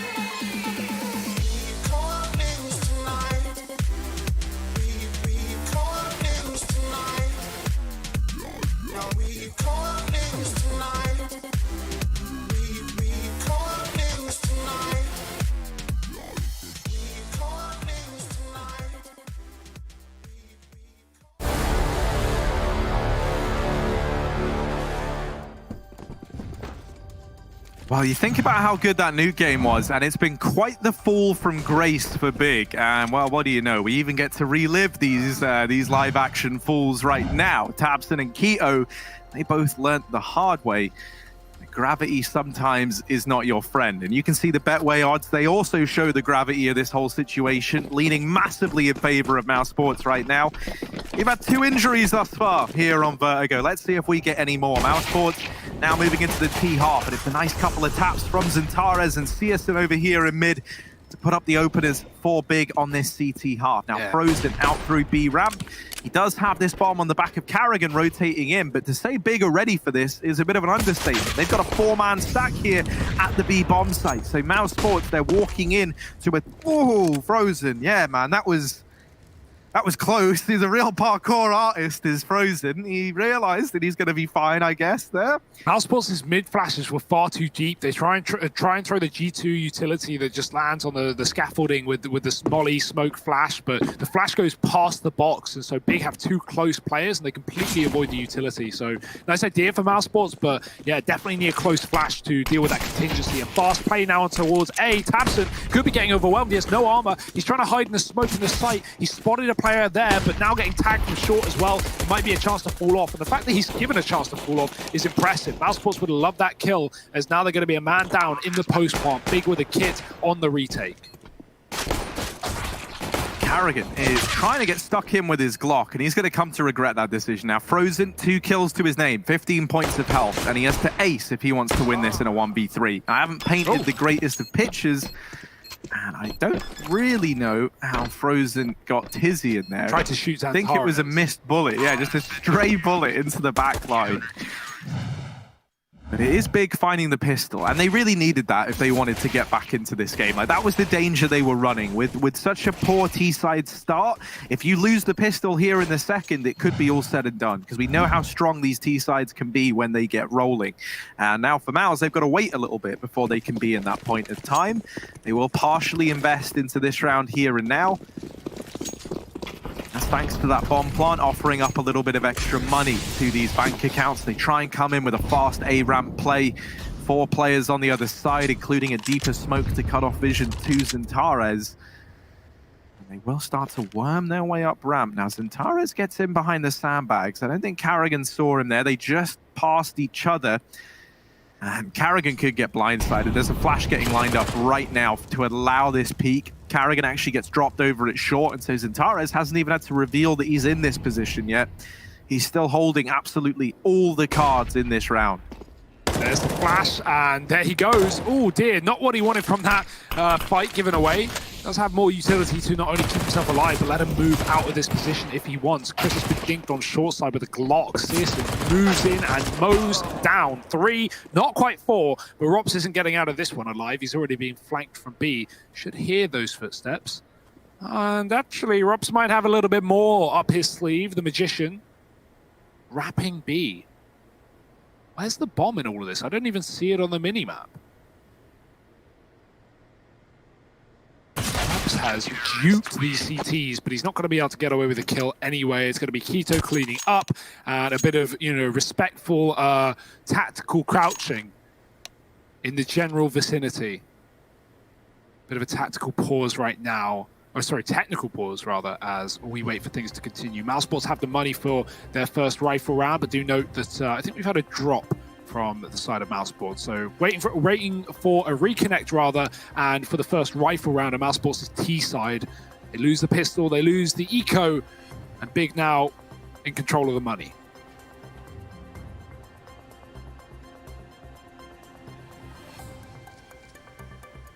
But we've had another player drop. Uh-oh. Not a good sign. Of course, though, man, these roster changes, they're all getting a little bit out of control, right? We remember when Tizian and Tabson joined Mouse Sports midway through the game. We remember when Big made the controversial move to not double, but to triple down on Searson in this team. And wow, we were there for that moment, Hugo. We shared that with everyone watching at home. A triple Searson combo. Does sound like a deal at a fast food restaurant, so maybe there's something there. Maybe there's something in it. Pick up your 3-piece Searson now. Yeah, your 3-piece Monster energy. Searson. Yeah, just waiting for these guys to reconnect. But let's recap what we've seen in this game thus far, right? So in this first half, we had a pretty close affair, right, to begin it. Like Big get off to a good start. They went 3-2 up, and we were thinking it was going to be a very competitive game. And then a couple of missed run boosts here and there. And it really did slow down the kind of streak that Big found themselves on. Mousesports, they respond with a hell of a streak of their own, as we can see on the round timeline there. Now moving into the second half, the thing that was a necessity for Big was finding this pistol round. And what did they do? They got the pistol, they found the conversions, and as you were saying, Hugo, this is the first rifle-on-rifle round. And for me, this is really where we get to have a look to see if this comeback is a reality for Big. You know, if it's achievable. If they can't get it over the line here, looks like they will be running a bonus round in this one, but it still could just all fall apart, right? Like, these T-sides are so hard to put a stop to once they get rolling. Yeah, I will say one thing that certainly is in the favor of Big on the CT side is they have 9 CT players on their team, as you can see. So that's pretty good, right? No T's in sight. Everyone's blue. So Big, wow. I mean, 9v4, 9v5. Nature's returning back to normal in the server, and the CTs, they're out in full force. This is, man, I'm tearing up right now. We're all just getting along, and honestly, I think we could learn a lot from this game right here, right now. Everyone, Big, they put aside their differences, and they're sharing together. Wow, it's a beautiful sight indeed, Hugo. We're just 60 seconds out of the action, though, Harry, we have been told. So luckily, this game will be continuing just a second. The warfare, the madness, the action will all come back, and this piece, well, unfortunately, it's got to peace out. Yeah, it's going to be short-lived. We can see that Mousesports, they're all back pretty much. Tizian's still floating around over there, but that's because we're waiting for one more man to reconnect to the server. Then the HUD will fix itself. It's just kind of a little glitch, little gremlin in the system that you'll notice. That's, by the way, for anyone watching at home, if you do want to know a little trick, if you ever see this happen, it does normally mean someone's DC'd from the server. So I'll let you guys in on the insider knowledge there. Wow, Harry. Truly a noble man. Yeah. Yeah, Woxic's look great in this game. I think a big talking point for the digital desk, I like that, I'm stealing it, by the way, I think Trace said it earlier, is that this AWP battle, we haven't really seen it across either of these maps in like a head-to-head between Woxic and Searson, but at least when it comes down to Woxic and his performance in this series has been excellent. He looked really good back on Nuke, dropped 30, and he's holding his own here and now, and that certainly bodes well for Mousesports. So let's get that HUD reset and get back into the action. AK is out for Mousesports. Big continuing on the buys on their bonus, which is always a risk. Running bonus rounds when you're this far down, it could give Mousesports a way in. So they bought a rifle and an AWP around it. Big still don't want to drop the ball here. You still getting lined up towards A, but you'll notice Mousesports are ready for a B crunch. Woxic trying to sell a solo fake.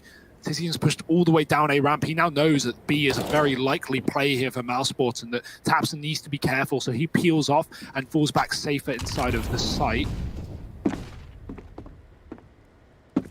I will say, I don't think the numbers on the minimap are linking up with the order of the players, so I may have done that wrong. And yeah, it's all been corrected. Thank you. Wow. Dreamhack on the ball as always. Keto is the one playing on B rather. tabseN pushed A with the SMG, and Tizian, well, he's chilling in mid. Yeah, something that's pretty curious in this round is that tabseN goes very, very deep down ramp with this MP9, and on the back of it, he's gotten a lot of information. Even throwing that nade through the aggressive smoke that he puts down, this is all wasting time for Mouse, right? It looked like they were setting up over towards B early on. Well, they've had to reconsider that plan in its entirety. And they go back, they clear ramp, they see that tabseN's no longer there, but look at how much time this is wasted for a start.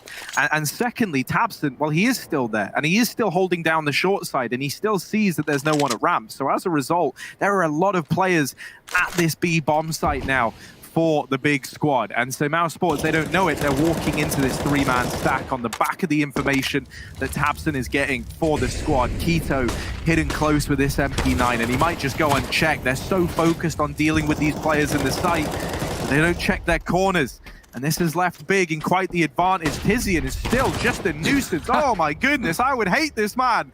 And finally, Oh, there's some kind of death over at B, but it is a bad one for Mouse Sports. They lose everyone on that push. Yeah, it's actually kind of sad because when we were looking at the mini-map there, if Mouse Sports hit B at any other time of the round, they would have been fine. If they rushed it off spawn, they would have been fine. If they hit it when Tabs and pushed A, they would have been fine because those rotates not only took their time for Big, but as Mouse Sports left B and went A, so did Big. They were hearing those rotations. They went back towards A. Mouse Sports decided against it after seeing it was clear, like you said, and then walked back into the stack. So, yeah, a bit of a messy one for Mouse Sports. I would like some faster approaches from this team. I think they're going to be very, very good at these A rushes. So let's see if they have that in their plan. 5 players on ramp right now, or 4 rather. It's Rops with the Hero AK.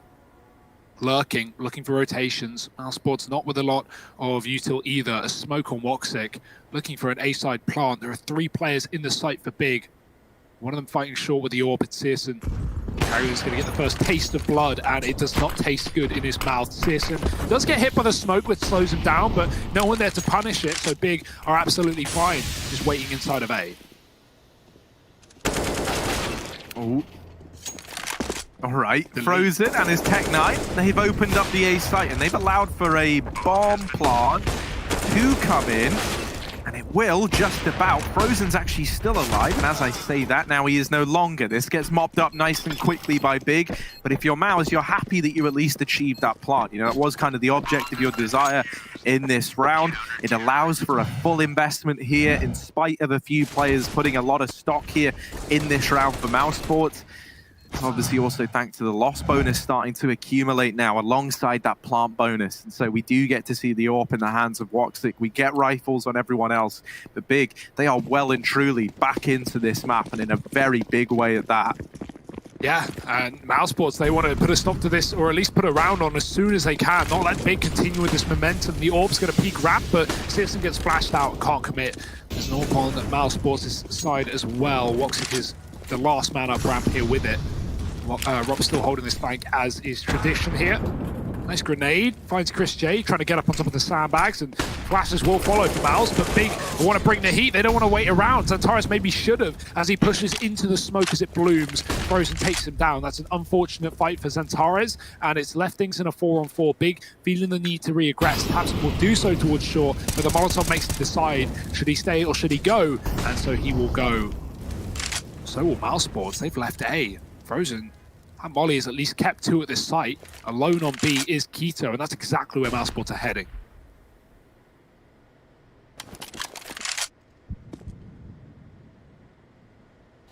Only one man to get past.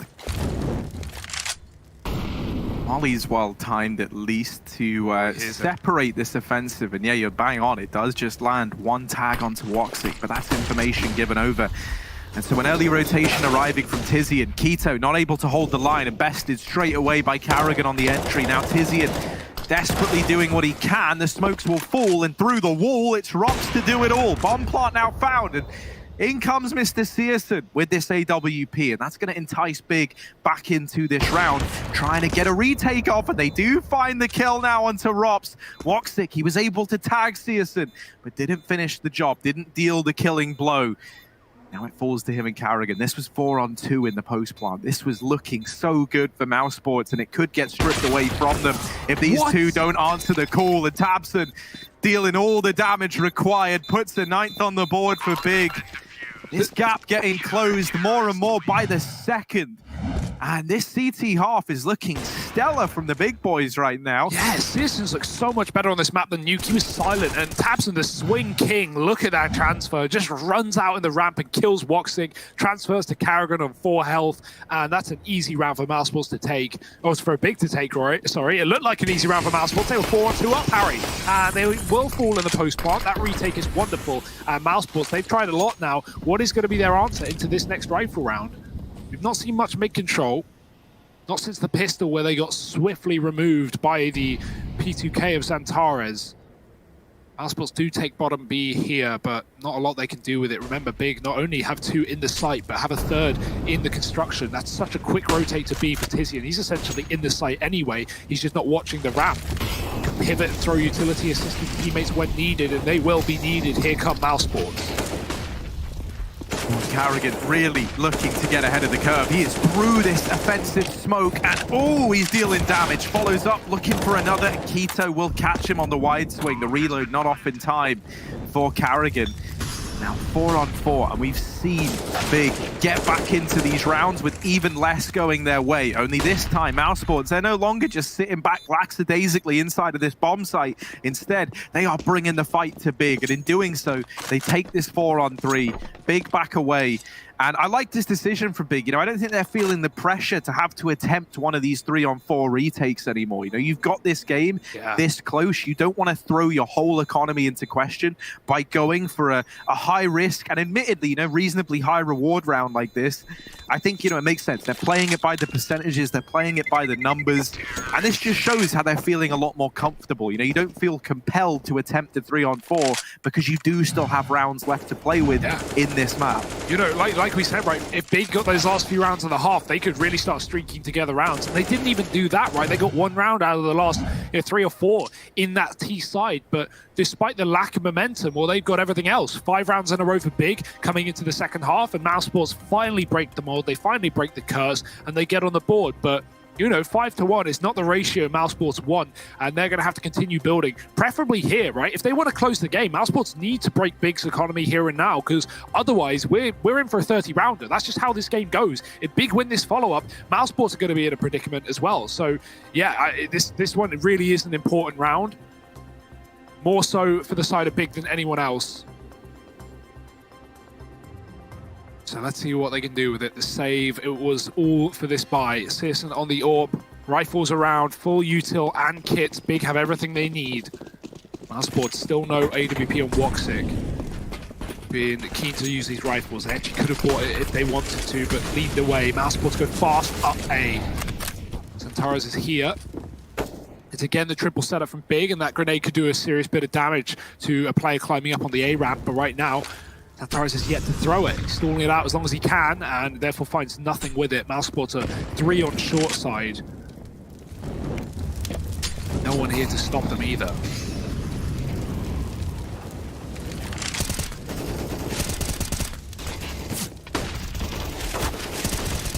Oh dear. Bit of a spam battle, but no one like really triple boost. Yeah, let's get it. You've got to both jump here. You got to, both jump. There we go. Up. Frozen. Oh, come on, yeah. time to shine. First man removed, and then looking for the follow-up. Doesn't get presented. Doesn't want to hang around. Frozen delivers a double. The triple boost works for Mousesports.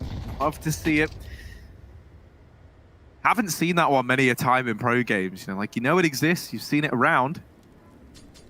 Mousesports pulling it in here to gimmick them a kill on the board. And, you know, that's all you need it to do. You only need to do it once, and you only need it to get you 1 kill, and it's worth its weight. Now, Searson, he spotted the elbow. Carrigan showing Searson a little too much flesh on that push. Not able to follow up onto Rops, though. And this B site now calling for rotations in his death. 20 seconds left. This ball is still outside of A. They've sold the B fake perfectly. Rops has handled this all on his own, and he's even bypassed the man through this smoke. Does he know? Now, the bomb's going to go down at A with just enough time left. Rops is still laying down the pain inside of the site. Over here on this fake at B, and Tizian, I mean, he knows now he can't win the round. He's still looking for this kill onto Rops, and he's going to find it, so he can at least get away with the rifle, but that is it. How did Rops read that Keto went through the smoke? Keto was silent. It almost feels like someone else called it for him, but I don't know how they would have that information. What a play for Rops, man. His teammate dies bottom B. He waits, and all this time, Mousesports had the bomb outside of A. They want to draw Big away from the site. They want to fake B out, and that's the intention of the round. So Rops getting that kill, getting patient, and Searson getting over-aggressive, giving Rops the way into B is massive. Mousesports wait, and with 5 seconds left, they plant the bomb on A. Big are nowhere to be seen. It's going to be the save for Tizzy, and he does get away with this AWP, but another round in a row for Mousesports. 2 on this T side. Big's economy, we already talked about it. It's getting drawn into question. So just then on the replay, I heard I heard the like drop as well. Noise, yeah, right. But I didn't hear that in the moment. No. So yeah, I guess maybe there was a little audio telegraph there in the way of Rops. Sneaky.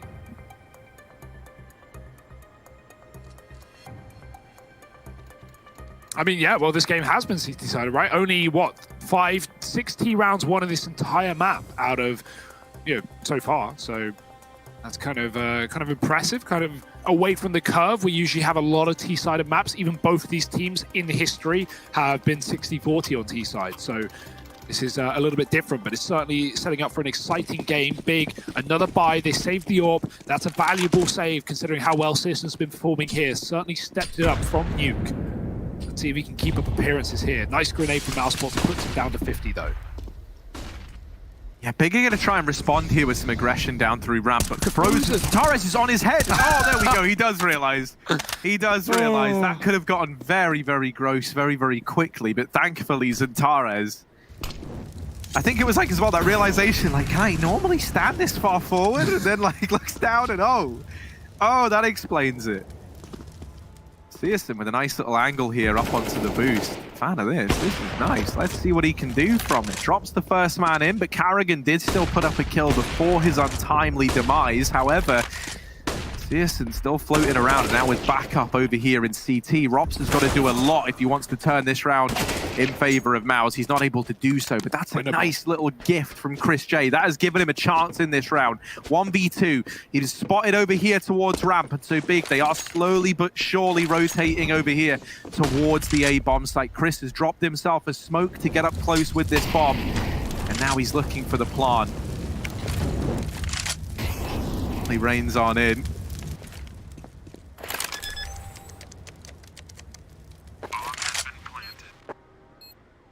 Now with the bomb down. Trying to navigate this 1v2. Yeah, our PGM's just died, Harry. I do respect you really trying to still giving it my all, but it doesn't sound good for Chris J.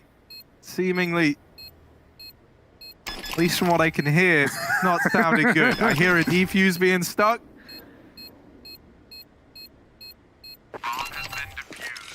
And there we go, the defuse has come in. They've nailed it. Doing this by sound now. Chris, unfortunately, not able to close it out in the 1v2.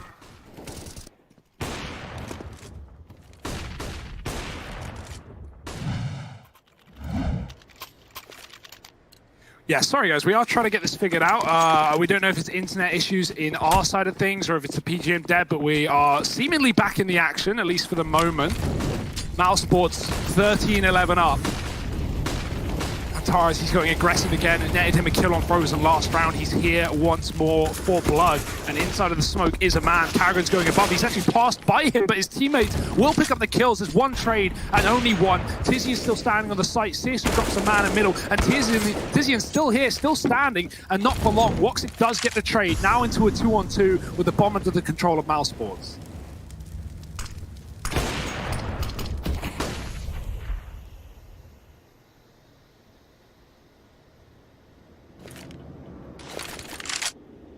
Ooh, and what can they do in this 1v2?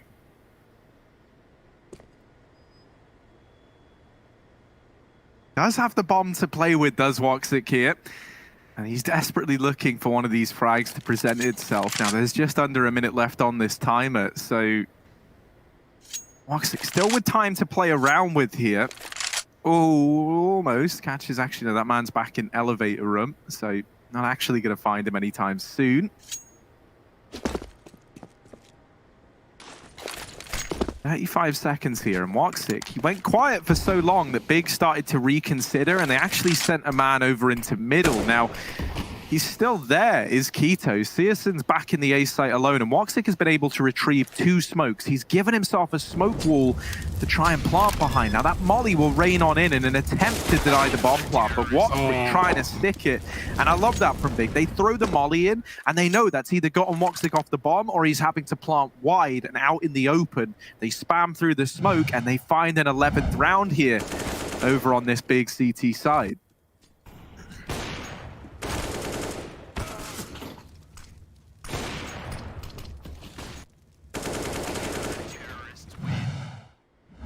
Yeah, technical problems, they've all come to a close for us, Harry, but the tactical ones are just beginning, at least for Mousesports. Another quick pause before this rifle round. And, well, I say that, Rops is going to need a drop to at least make that so.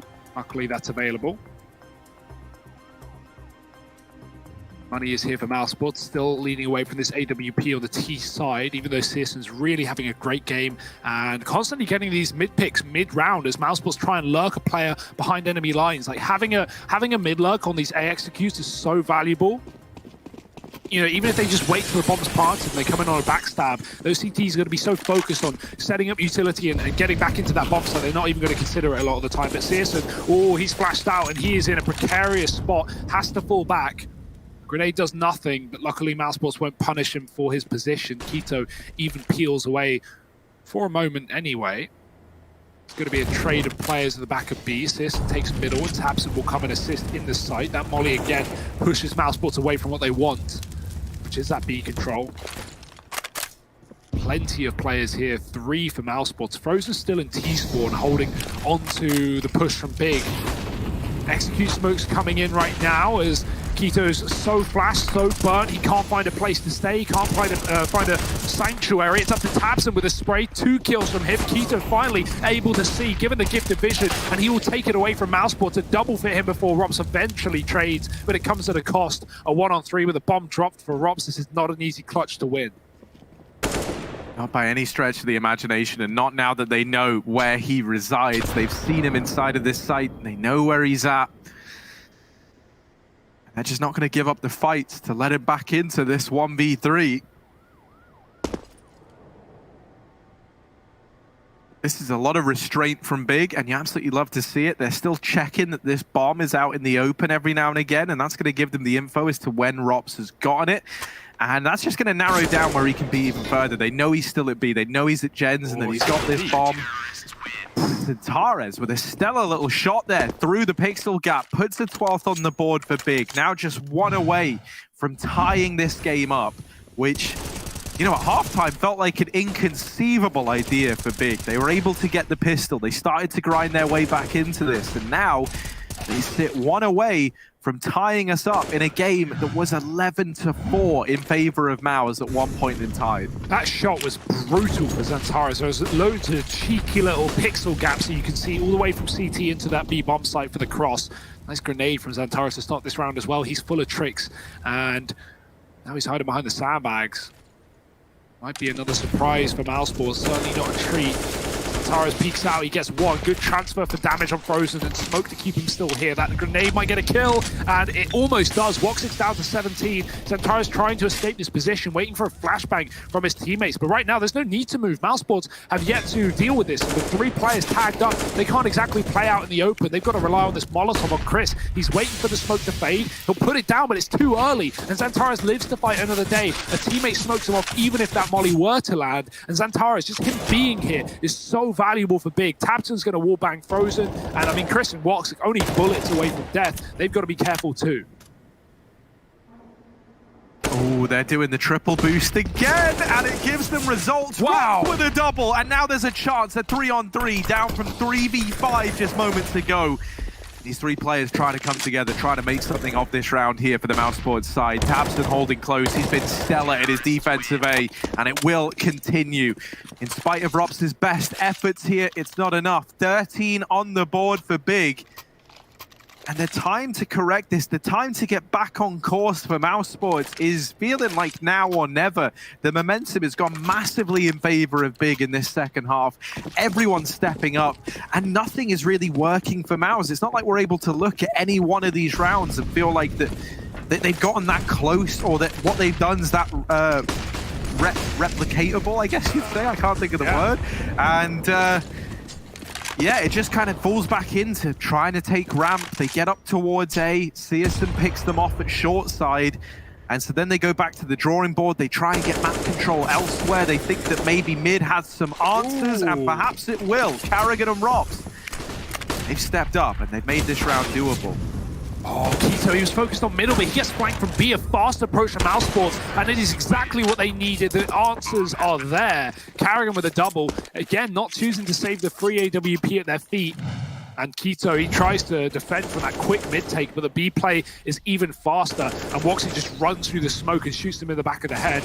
Great round from Mousesports. I wanted to see more mid to B plays. I feel like you know, that's something that so many teams get away with through the construction area. As long as you get that one kill on the elevator in this round too, because Big were fighting heavy middle, then you can very fast get in the backline on B. They've actually broken the money with 14. Mousesports have given themselves a lifeline of survival, but Big want to take it away. They're ecoing, they're playing for overtime. We've already had a double OT in this series. Big want another.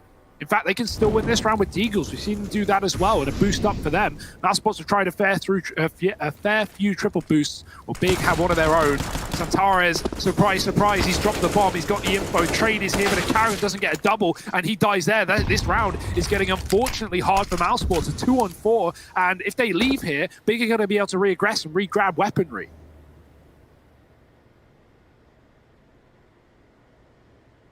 Yeah, this was not ever how this round was meant to go for Mouse.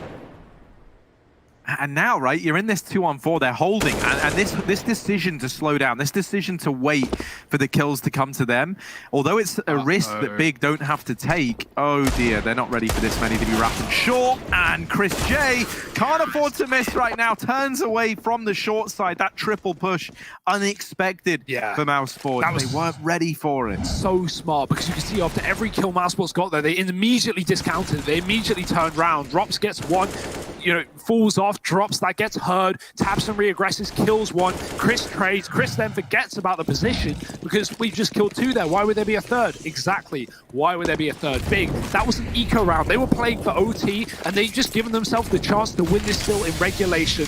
This round here would break Mousesports, would give Big 15 and would likely send them over the line to Dust 2. Mousesports need this round more than Big do. But I mean, whoever wins it is going to be wrecking their opponent's economy. So, yeah, I think overtime is less likely than a 16-14 here, but we'll have to see who will be the victor. So in this round, right, for the first time in a long while, there hasn't been pressure from Big at this A ramp side. I would kind of love to just see Mousesports do a standard A side execute with these smokes, with the utility they've got, and just try and play this in the post plan. Because I feel like, you know, when they've been going for these kind of defaults, when they've been holding, when they've been waiting, they've been getting bested in the heads-up gunfights a lot of the time. And this round, they do exactly that. It's these set smokes into A, the wall of smokes is in, Chris J opens up, man advantage for Mouse. The bomb plant has been denied. Tabson removing Carrigan through the smoke, forces Woxic to go for the standard plant here. No nades to deal the damage, at least none present inside of the site. So a 4-on-4 to decide who reaches map point first here on Vertigo. Will it be Big? Bouncing back in this second half, down 4-11. And able to get it all tied up at 14-14, or is it going to be the incumbent forces of Mousesports finally edging it over the line? Tabson delivering another kill has kept this in the advantage of Big. You can tell how much they want this round. They're on the defuse, and the peaks just aren't coming in for Mousesports. Big, they get it on the board, and try as Rops might, he almost gets all the kills from CT, but the bomb was never planted for him. He was never in the right place for it.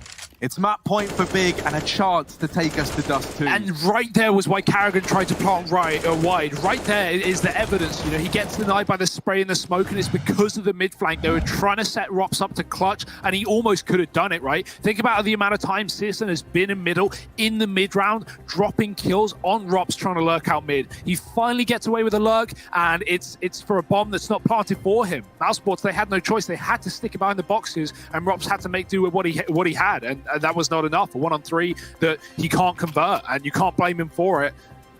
Late to the party, Big had already tucked into the cake, and right now they're feeling it. 15-14, a round up, a map down, but looking to round it out at Dust 2, the third and final of this series. Big are just a moment away from getting there, or Mousesports are just a moment away from starting the clock again and giving us another overtime. Either one I will take at this point.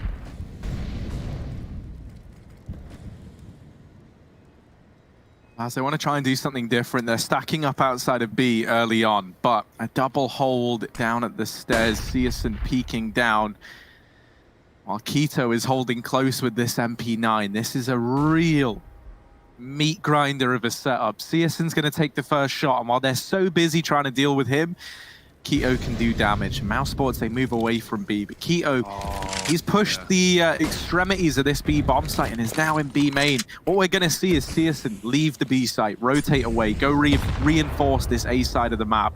And so Mouse, they don't know it, but they're going to be walking into a stack here, up against 15 on Big, vying for overtime. They've got to get it done in a site that has 4 players, or 3 players at it right now for Big, a 4th that can come in fast in rotation in the form of Tizian. But that first kill will go their way, courtesy of Carrigan. The A site take now on.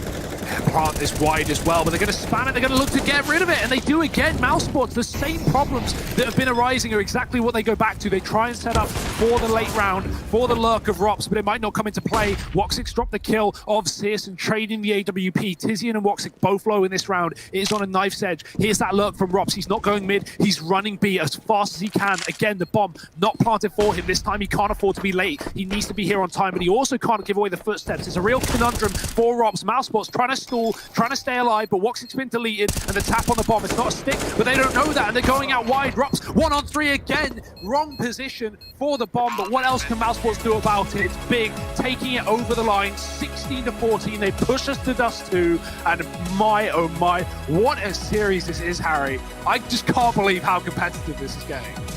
I can't believe it either, man. That was 11-4 in favor of Mouse. This should have been a 2-0. That's what it was feeling like. But Big, they are resilient as they get, man. They were able to grind back into Nuke. They do it again on Vertigo, and they take us the distance. Dust 2 now loaded in the chamber as our 3rd and final map of this series. And I mean, man, if these last 2 maps have been anything to go by, Dust 2 is going to be a bloodbath. I can promise you that much. So stick around, because you really don't want to be anywhere else right now. This 3rd and final map about to begin. So join us after a quick break.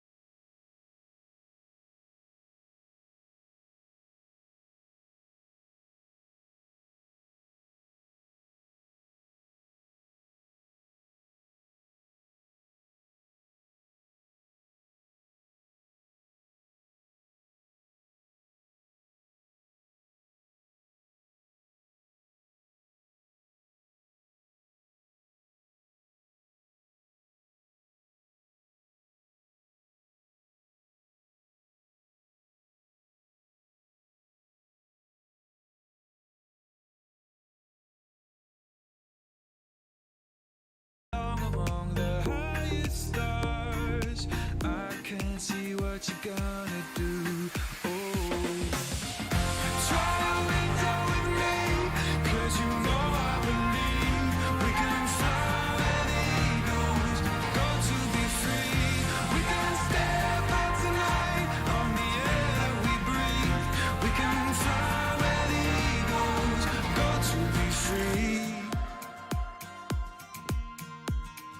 Never gonna let you go. Now that you and I have flown into the sun, oh, we're bathing in the afterglow. Here we are together on the journey of our lives. The future has begun, and I know what we're gonna do. Oh, try to let go with me, 'cause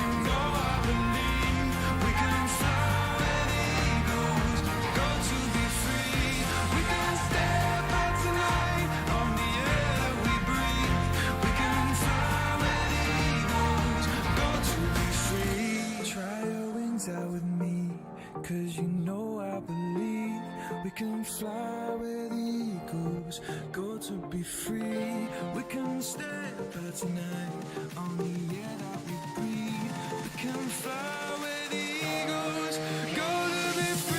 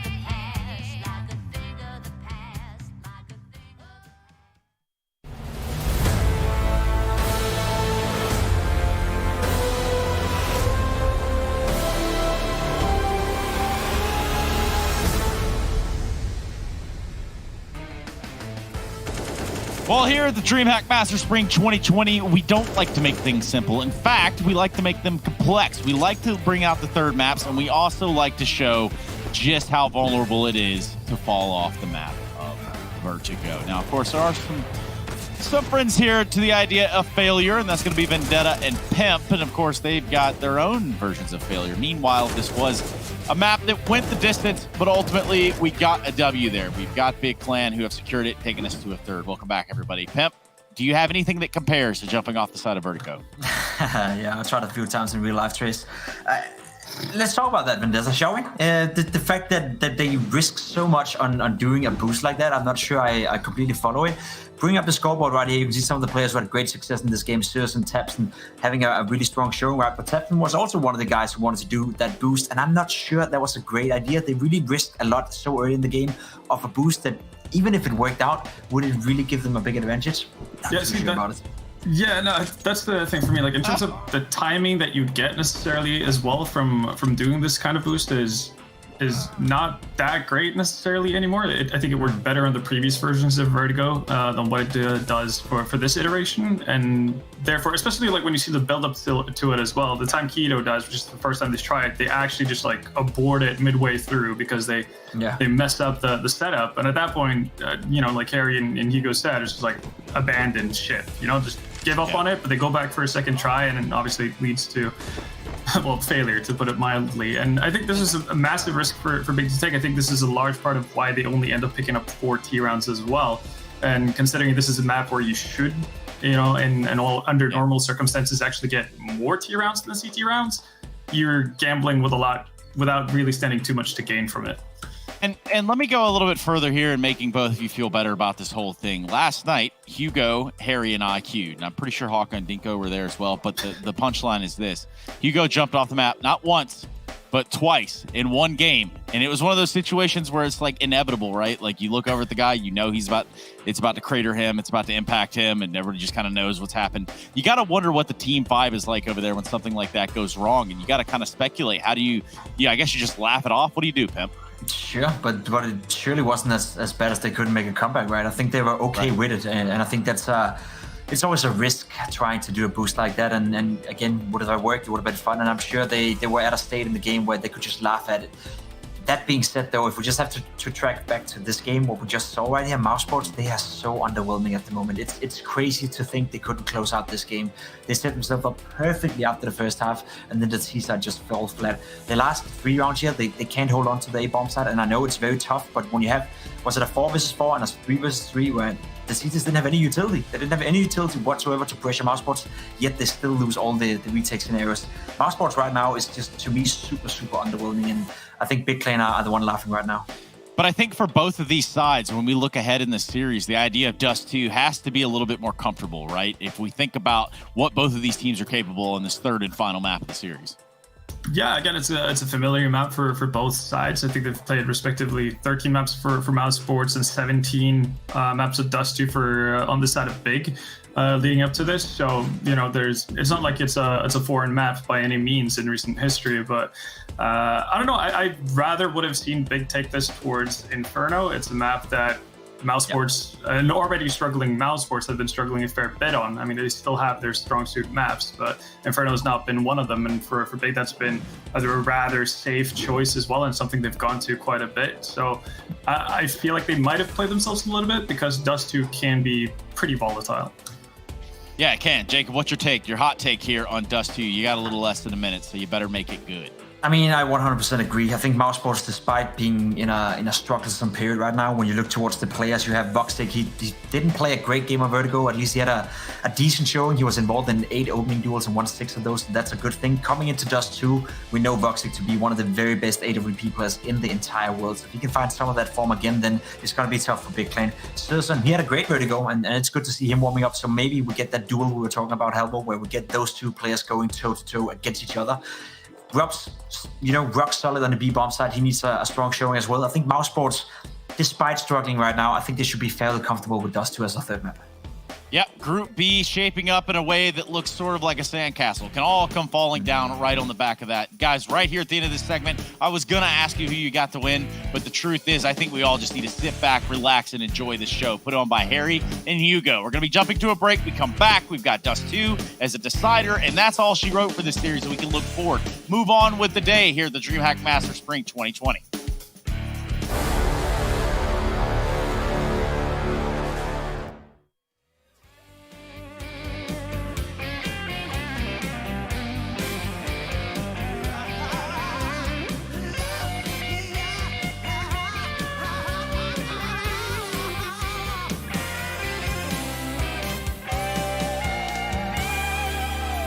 I've seen good, I've seen bad, seen happy.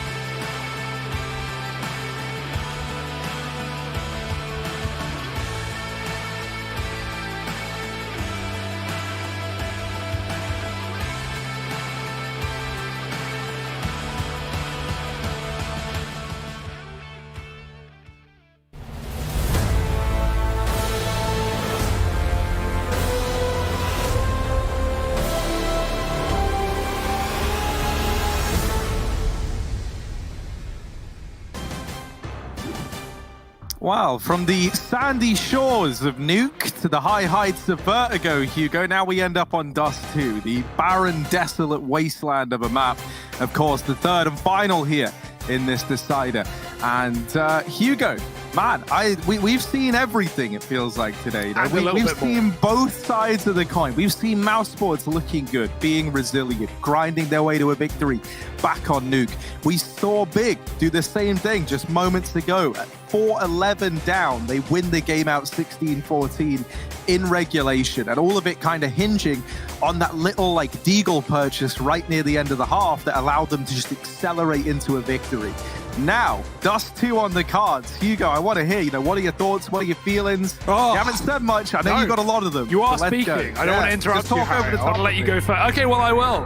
Let's do this. I think Mousesports are favored here. I think that is a safe bet, right, coming into the series anyway. I thought that it doesn't change now. We're on the third map. But Big, they've impressed me throughout this game, and I think they got more to show us. Favored are Mousesports on those betway odds, but it's close as they come. Big, well, they're going to come towards this B bomb site, and fast at that. Or at least the tunnels, maybe not the site. They stop, they sneak, they go down lower. Lots of utility for Big in this pistol round, and pretty similar case for Mousesports. We saw them on Dust 2 yesterday. They actually had a double nade for the default plant spot on A from CT, and Chris and Carrigan can combine for that kill if Big try and plant A. We'll see if that comes into play later in this round, but Carrigan might not even be alive by that point. Already low HP. Chris has used all his util in towards B, and Titian has been tagged. Frozen pushing long with a massive kill on Searson, and now Big. They're going to bail out of B, but they haven't got much other control. They go up towards Catwalk, in towards A, but Mousesports are ready for it. Oh, Rops. Yeah, that's probably a little bit more than he bargained for there on the re-peak. Moxic will come in and alleviate some of this pressure out from CT, and he's looking to turn even more heads, but he ends up getting his taken off. This is still a doable round for Big. Tabson doubling up, and now these three players are all the walking wounded. Tabson left in the clutch, but he's got to land one bullet per player to pick this round up.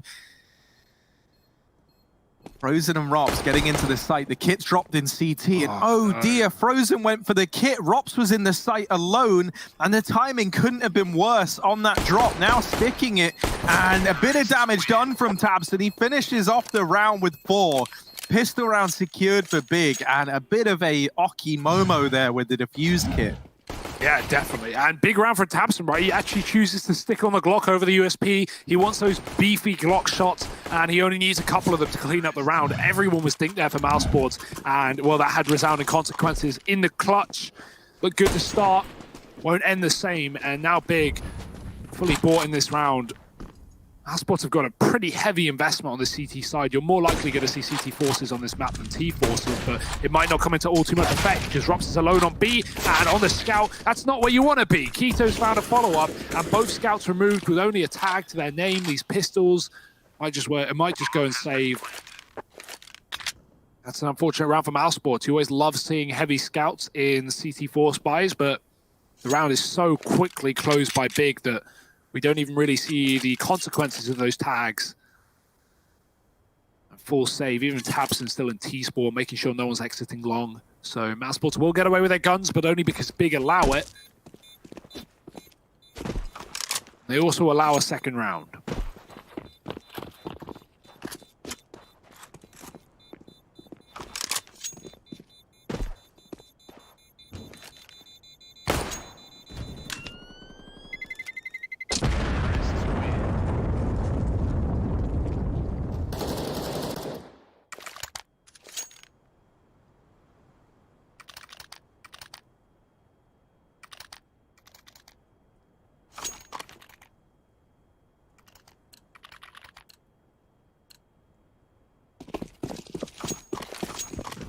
Partial investment in for Mousesports.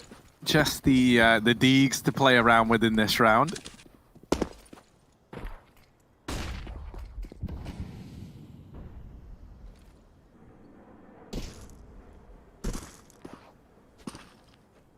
And as Hugo's entire PC elects to restart now, I am left in this one very much alone.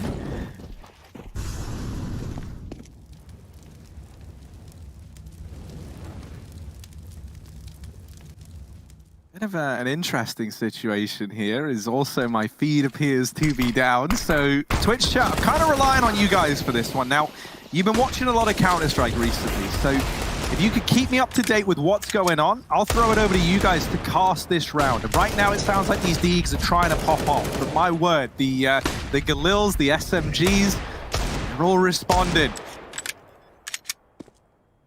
On plant attempted and will be found here. For the big... Oh, Hugo, man, nice for you to drop by. As he's almost ready to get back in. And hello, Hugo Byron. Welcome back to the game. You've missed a great round of play. Obviously, Big finding a bomb plant. Mouse Sports left up in the 3-on-4. And they are just saving over here at this B side of the map. Hey, Harry. How's it going, man?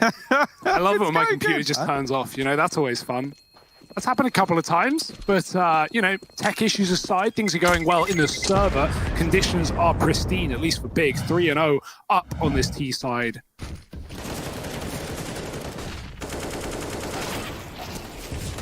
Should have Mousesports coming in with guns sooner rather than later, right? These ecos get drawn to a close. The 4 spies find no success, but now the full rifle rounds for Mousesports and their chance to make things happen. About time to.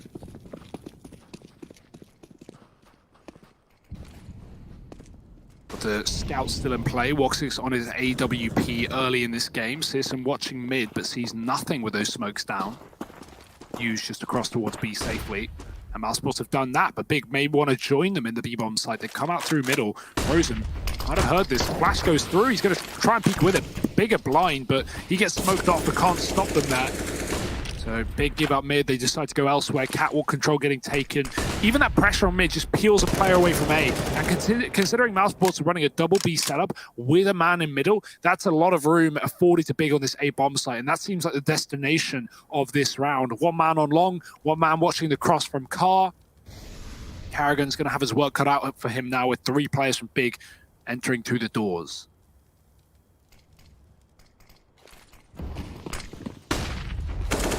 Tizian, this entry out through long, and he is going to catch the first man. Carrigan removed.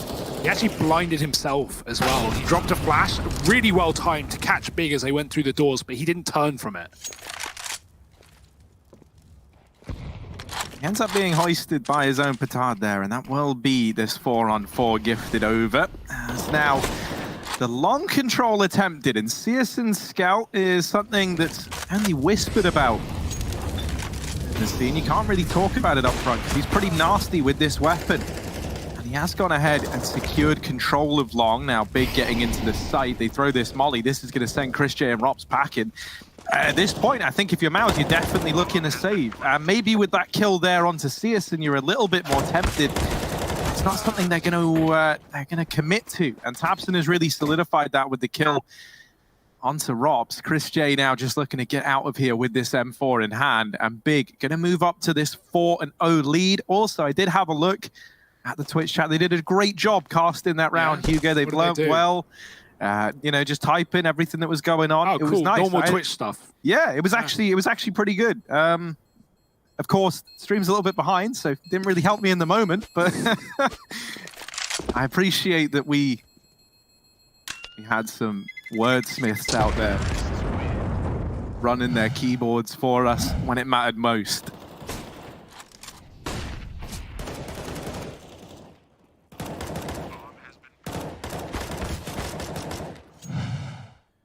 Nice range shots from Tabson. Big are looking very good in this game. You know, team-wise, just executing together. Nice default. Very slow in middle, waiting for aggression. Mousesports obviously not making any mistakes of pushing and giving away kills, but they're not really able to convert these rounds when Big, you know, push them in the wrong places, get them to lean over towards B, and then attack Catwalk. So just standard Dust 2 stuff here. Big doing it very well as a unit. 4-0 lead. Mousesports money is a little dry here. Maybe time to wet the whistle, but not in this one. It's only a rifle on Chris, a scout on Rops, and pistols around that. should be big up to a 5-0 lead, and Searson on this AWP as well as armed to the teeth. He might just go for a B pick, and if Big get it, they can just speed up and take the site. So Rob's giving a fight, and well, it's already been won. Or actually, sorry, it's Tabson, meanwhile, elsewhere. Robs is still here. He's actually killed 2 with the scout. How on earth does he do it? Blinded, but still brutal. Looking for a third as well. They're going to keep giving him fights here inside of a B. Flash is good though this time. The molly doesn't work, but the flashbang at least cuts him off and he has nowhere to go. Tizzy gets the kill and Big get the sight. And even though Rops puts up an incredible defense on this B bomb site as a lone anchor, this could still be Big's round, but oh, Mousesports flashing through the smoke. They drop the bomb, they stall it out, and they get close to the site. Now we see Big frozen in time in this round. And slow it right down as they look to regain control of the bomb and then try and find this plant. That smoke in the door is a little bit interesting. It's somehow given Woxic a tiny one-way here in through the bottom, but he doesn't find anything from it. Now crossing into the site, it's Tizian. Someone needs to watch him though, and Frozen hopping in through the window.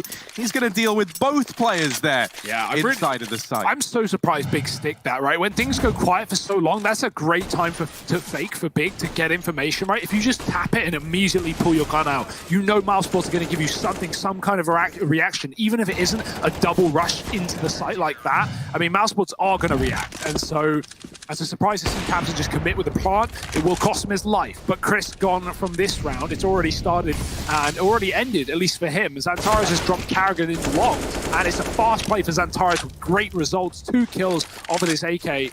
Again, looking like a real star for Big. He has looked better and better as of late. I think, you know, severely underwhelming when he joined this team initially. I think it took him some time to get used to being in an English-speaking team. But right now, he is showing up, and Big are about to hit this B bomb site with only Rops there. He doesn't see them. His barrel might even be sticking out from this position, so quite a scary situation for Rops. If they molly him, he's dead. If they don't, he has a chance to potentially get kills. He's waiting for them to be at least far enough into B that they can't, you know, jiggle him or bail. But unfortunately for him, Big don't want the B side. They changed their mind, and that's because Xantares has walked up long and cleared A. He's even killed Woxic in spawn with the AWP. Doesn't get away with that one. Rops alone on B, and they know it, right? This is the position he plays every single round, so Big are just going to surround him, and they're not planting either. They're just going for the fight. Rops does get a kill, but that's the alarm bell ringing now, and Big, they'll focus on the plant. They'll also focus on keeping Rops trapped. Yeah, and he really is stuck here, out on a limb at B. He's looking for this one tunnels fight, and it's just, Xantares is such a nuisance there. It's actually not Xantares, he's coming up through mid. It was Tizian being a little nuisance on the corner, just jiggling, keeping the attention away. And so Big continuing to find this success. It's been a real turnaround from this squad. Now 5-1 up here on Dust 2 and looking like they could take this series. It's kind of upsetting because it's like, you know, originally I was thinking like this looked like it was going to be a 2-0 on Vertigo, right? Yeah, and the half was 11-4, sure. and I was thinking in my head, I'm like, man, this is a nice little confidence boost for Mousesports, a team that have looked like they've been struggling as of late. Well, it wasn't a confidence boost, it's gone the distance, and this third map is looking more and more dominant by the round. So yeah, it's not going to be like the morale booster I hoped it would. If anything, this is going to leave you back down in the dumpster once again. Yeah. And that's actually super scary, Harry, if we look at, like, you know, the consequences in this tournament, right? Because for Mousesports, they've already opened up with a loss yesterday to Complexity and a 2-0 at that. So this would be Mousesports going 0-2 in the group if they keep falling in this series. And, well, that's great for Big, right? Top of the group. I think about time we wanted to see these guys, you know, show us what they could do against some tier 1 European opposition. But, yeah, this is not the Mousesports that rivaled everyone in 2019 and even started off 2020 in the same fashion. Right now, they're down 6-1 with just a save in this. Carrigan gets an AK. Woxic has his AWP, but it's a small consolation. It's a grim consolation here for Mousesports in a game that is just getting torn out of their fingers. Big 6-1 up, all the money in the world. And Mousesports, no solution to this B bomb site. We've seen Rops there do his damn best to hold it. And even putting 2 there hasn't been the solution for Mousesports. But they can't just stack B, right? It's Dust 2. Big are going to be playing off the spawns. And well, look at that. It's a B spawn. Yeah, you're thinking if you're Mouse, well, they can't keep going B, right? Wow, that's where Big look to surprise you. And they might just keep going B. They set up outside. Nice. Of what site, I wonder? B. And here comes the push. Rops has to try and buzz around here, and he gets bested almost immediately. These B keepers not cut out for the swarm of big players that come their way. Yes, Wasps, Harry. And they're full of stings. They are in the face of Rops and Chris. I don't know, there's some metaphor there. You have your head in your hands. You're not happy with that one. No, just like, yeah, I love it. No, man, yeah, the Wasps, they are out. And to be fair, you know, Wasps are like evil bees. Yeah, I exactly. think that is. Yeah. Shout out to bees. You guys are doing great. You keep doing you. I am a big fan. Any Wasps listening? Harry, you got any strong words for Wasps? Yeah. You know, how about you just rethink your whole angle? Wow, big words. I'm really laying it on them, you know? Oh, what's Karrigan doing? Karrigan goes down after time. It baits them into Frozen, but like that's hardly a celebratory dance here for Mouse Sports. They wanted to keep all 3 weapons alive. You know, they're still going to get to have a buy, but if you keep 3, suddenly, like, what you're able to bring into this round is stellar. Like, you've got everything you need. You get it. And these peaks are unreal. Like, you don't even get to, like, Rops, right? He sees his teammate get deleted before his very eyes. And at that point, I'm already thinking, if I'm him, and I'm sat there, oh, my good Lord, that man next to me just got cut down at a terrifying pace. And you're hoping that they just don't check you. And, of course, they do. They check for Rops. They clear out B. They put another round on the board. 7-1 lead to Big, and in this round now they had their eyes set on Catwalk, looking like this might end up over in the A bomb site. They completely relinquished Tunnels control, and that is, I say completely relinquished, upper Tunnels is gone, and Tizian is beginning a rotation to Cat. So leaving Tunnels now means this has to be a Cat commitment. You don't have any information, so Mouse Sports could have pushed into the B Tunnels, which they haven't. But this does mean you've got to commit to A, and that's exactly what Big are looking to do. Frozen at the back of the site. The other 2 players for Mouse are deep at long. And so Frozen, he's alone here inside of A. He's got to make a bit of a stand, and with no kills going his way, the bomb plant now comes through. Mouse Sports, they're on 4-on-5 in the retake. This is just an excellent T site for Big, where they're grouping, they're going as 5 everywhere they go, and they're looking so warmed up individually. And for Mouse Sports, when you're having to deal with a T side like this, there really aren't easy solutions, there aren't easy options, because your individuals, I mean, that's one thing that a team like Mouse Sports would usually rely on in this situation. Like Frozen there, if he can get 2 kills and set Mouse Sports up for a retake, maybe it's a viable round. But no, Big on every entry have just nailed the shot. Double kills on B at the car in the last round. They clear Frozen out of the corner here. And if you lose that first fight in a position like that, the round's done. The round's lost, and Big are even hunting. Yeah, one of the things I love as well, right, is like you look at this Big squad. Dust 2's always been a good map for them with a lot of iterations of this team. But then you also look at like the components that reside within this Big squad now, and 2 of them obviously coming from Sprout. Now, Sprout were great on this map. Like Searson and Keto in particular were like 2 of the best players on that squad. Searson's AWP was just second to none on this map. And so the fact that we have these 2 along with the big boys coming into this game and looking so damn good, I think it all kind of adds up. It all becomes clear.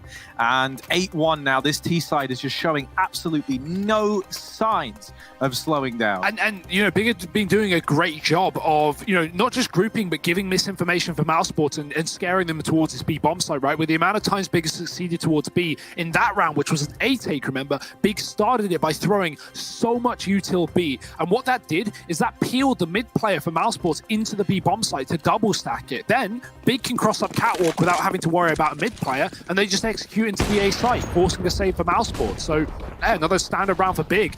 Nothing too special, but just the way they do it is excellent, and all the shots land for Big. Mouse Sports need something. They need anything here in this map. 1 to 8.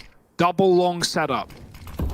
This could be a change that could give something good to Mouse Sports. The flash through the smoke does not work. Karrigan is ahead of it with a double kill, mowing them down. Even when they get the trade, they are not going to be ready for Frozen. Big completely discount this position. You can already see no one's looking at it. Frozen doesn't need to move. He can just wait here and give info to his team. Wait here. Oh, he's been spotted. Frozen has to take the kill, but he can't get it in time. How? How? I don't know. I don't understand. Tabson is so quick. Tabson, they call him the lifeline because, my word, has he just given Big a chance in this round. He's also saved his teammate Searson's life down in the pit. Tabson, the guardian angel of Big, the guardian angel of the German scene, and he really is just laying down the pain right now. Now Woxic is trapped out on a limb here as well. Chris J gonna try and flash Woxic in for a peek, but he can't get out. Woxic, he's stuck, he's facing jail time, and when you step into the big house, you get shut down. Now a 2-on-2, and Tabson in with 4, on for the ace. Chris J, 1v2, what can he do here? Creeping on up through CT, AWP in hand, and they're up on top of the boxes above him. Zantares will steal the ace away, but a round going in favor of Big, one that felt like it shouldn't have. It was a 5-on-3, and it ends with 2 players still surviving for Big. Tabson, you are a menace. This is just unreal right now from Big. This T side is nuts. The Mouse Sports, they just don't seem ready to keep up with it. Tabson is a legend in Counter-Strike. This guy is just unreal. Like, I thought at least, okay, Tabson gets a spot, Frozen kills Searson, Tabson trades, sure. Nope, doesn't even let Searson die, just covers him, re-peeks, removes Frozen from the pit. And now Mousesports, well, their money has been removed as well. They are on a eco, or at least a half by pistol armor. Still not a pretty picture. Carrigan flashed up catwalk, sees nothing, and a smoke will have to land to keep Big out. It's only a temporary window though. 15 seconds, and Big, they're patient, they'll wait it out.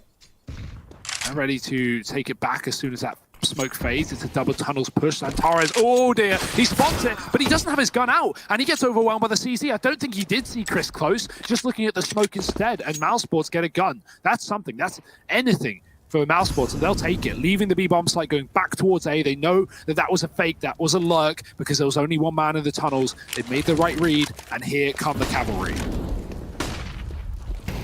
Tizian has removed Rops in the meantime, and these players getting out through Cat, starting now to close the distance into this A side of the map. Trapped at ramp is Carrigan, and he is so low on HP. Searson will finally do the damage. There is a USP kill onto Tizian, and wrapping around from behind, Woxic could get another. 2 USP kills in this round, and he's given Mousesports a fighting chance. Now it's still a 2-on-2, and there is still the terrible Tabson up on this T side inside of this site. He's going to stick around while Keto falls off over towards Long. Frozen dropping into CT, but Tabson is more than aware, and him and Keto, it's quite the meaty round for them. 10 on the board, Big reaching double digits now, and still a few rounds left to be played. This could be an unreal, an incredibly dominant T side from Big. I haven't seen anything yet from Mouse that's given me a hope that they're going to be able to get back into this game. And if they don't put rounds up soon, this series, as close as it's been throughout, despite the double OT back on map 1, the full 30 rounds on map 2, this could be a very, very fast third map. And not the blowout in the way that I would expect as well, right? Big, like, you know, we know how good they can be, but against Mousesports, 10-1 up, they're not giving any room to Mouse. Woxic will find a kill with the AWP in this round. This could be the chance for Mouse to put a few rounds on the end of the board. Try and get some form of buffer. Nice shot from Woxic. He gets a tag, but he would have loved the kill because now his position is known, and he might go down without any sort of a say in the round. Nade does land, does good damage. He's going to try and sneak through the smoke, and actually does escape. There's a world where Woxic can find another fight. Goes back and does get it. That's a great shot for Woxic, because even though Tabson still stands, he's on 2 health. You'd like to think that he would be an easy kill, but maybe I'm speaking too soon. No, I'm not. Frozen does find him from Cat, and now Big are down to a 2-on-4. Bomb stuck out on Long on Searson. Zantares in middle. Searson has burnt out a man from the site, but past that point, where do Big want to go? Yeah, this is all hinging on this cat flank from Zantares, right? Searson has just been waiting for this to come through, and he actually throws over this CT smoke for Zantares. That's going to force these players out of CT and maybe into his crosshair. Now, first clearing the site, he didn't see anyone, and he hasn't checked close at CT. There's so many players here, and Searson, surely not ready for it. He actually does deal with Carrigan. Zantares left up in the 1v2, and he only knows where one of these players are. He's going to try and survive the drop into CT. Now, this has to be mental. This has to be unreal. Zantares hopping down, and they're both there. Yeah. 1 kill, but not the double. And Mousesports, finally they do it. Finally they get a second round on the board. They break this vow of silence that they've undertaken on the CT side. Oh, so that's how Frozen went. That's actually very forgivable. He got tagged as well. That's a shame. You hate to see it. Mousesports was so ready for that drop as well. They hadn't seen Xantares all round, but they knew it was coming in that 1-on-2. Oh, bye-bye. Well, as if this game wasn't hard enough. Now it's a 4-on-5. Chris doesn't even get to play the round, and it's a B rush off the back of it, or at least an attempt. They spam the smoke. Robsy needs to move. He's getting tagged up. Will live to fight another day, though. That re-smoke on B, as big setup for an execute, is crucial for Mouse. It keeps this round intact. As we know, that B site drops early and you are down, even a man, even equal. You likely lose a round as a CT, especially in one like this where there's just no util to win. Woxic, big shot in middle. Carrigan could push off the back of it as Woxic is drawing them in. He's going to run away. Won't get heard. Carrigan waiting for audio of his own as Keto does sit still in middle. Tara's beside him, and they're going to try and jump up towards Catwalk. This is exactly what Carrigan wants. Actually, mid to B smoke landing. Carrigan now needs to be very ready for this close fight. He can't just be holding the jump up. It's a double peak, but he finds one and almost sprays the seconds. And Tara's with a trade keeps this round alive, and he hits the A site as the molly fades, trapping Woxic in between these two players. And a missed shot from Woxic. He is running out of opportunities. Xantares has bailed. Meanwhile, he hasn't committed to taking A, despite there being no one here to stop him. Rops is in spawn, and the bomb has been picked back up. They can go B if they want. Woxic running backwards there, maybe trying to play anti-flash, or maybe trying to assign some meaning to a kill that doesn't need it. And well, Woxic giving that one up has now left Rops all alone. He's not able to do anything big. 11 rounds on the board. They knew about that cat flank. I think that's what it was, right? The smoke comes down. Woxic sees it. He thinks he has a gap, and he's scared of the catwalk, so he's backing up, hoping to get maybe to the A site to fight Xantares with the AWP. But not only does Xantares take all that control, he doesn't commit. He waits for his teammate on long, and that's great as well. For a second, it seemed like they wanted to go back to B, but instead they just wait for Mousesports to deliver the kills to them on a platter. Searson, he's got another serving. He's got another bite, and Carrigan will be gone early. Big start every round with these advantages, it feels. Mousesports have had 4 opening kills in this map out of 14 rounds played. And I mean, you know, that certainly doesn't surprise me given the scoreline.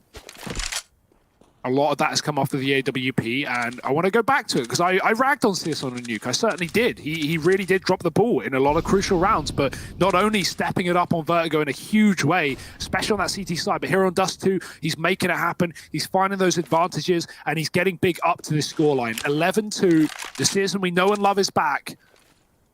Going to go for these long cross smokes potentially. Actually, Big might just want to take it dry. They're already this far deep. Smoke does land. Searson with a shot. Oh, Keto's cleared up one as well. And Searson through the smoke, finding more and more bodies. Woxic about to hit the floor as well. And there it is. Even if that wasn't going to be the kills, and Taras was on the cat flank anyway. Big 12-2 up. Mousesports, even a 3-round here, even this last of the half would not exactly save them in this final map.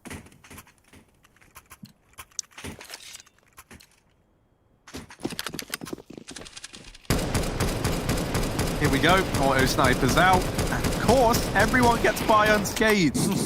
Now, if that's me in matchmaking, I die for 15 rounds straight trying to get over the crossing. Smart play for Big to throw the guns out the map. I've watched the team, I think it was G2, they were in the game. I don't know whether they were the ones to lose or to do this against their opponents. I remember this, they left. They left the autos in T-spawn against an eco at 15-14, or against a pistol round by, and the team flanked B, picked up the autos, flanked long, and killed them and won the game, or at least made it OT or whatever happened. I think that, yeah, they lost the game off that round basically. So that can happen, and it does happen. So Big, they don't let it happen. They throw the guns out of the map, irretrievable, and now Mousesports have to make do with what they've got. Luckily enough, that is enough. Not only that, right? If you hear those auto snipers firing through the door and you make the run across into B, I think you're very, very tempted to keep this 2-man stack there, because it's not uncommon to see teams hit the B site having anticipated, you know, dealt damage on the cross, definitely. Right? So at this point in time, Mousesports, they're very heavily committed to this 2-man B hold. Now, they haven't seen much to allude to a B play yet, but they haven't really seen anything elsewhere either. So these guys are going to keep this 2-man hold up on B. And once again, it's going to fall to just one man inside of this A site to have to hold the catwalk play down. And if Woxic can't buy time for these long players to get into position and help him out, then you're set up for a 4-on-5 retake again. Woxic has got to make a stand. He burns to death. He perishes in that Molotov. And Keto, we were saying about those long players having to play retake. They don't even get the chance. They were waiting. They were hoping they could have approached this in a 4-on-4. And Keto has robbed them of that right. Chris J and Rops now left in the 2-on-4 clutch attempt for a third round at the end of the first half of play. And they're not really making any progress right now. No one from Big is offering up a fight. The molly is going to hold them back even longer. They smoke it, they go through, and they do find Searson. But half the time, more than half the time, picked off this bomb. They've got to pick up the pace, and instead, the response is in from Tizian and Keto. 13-12, Big with an incredibly dominant lead here, and it could all draw to a close very, very quickly in this second half. Stick around, because you definitely don't want to miss the culmination of this series.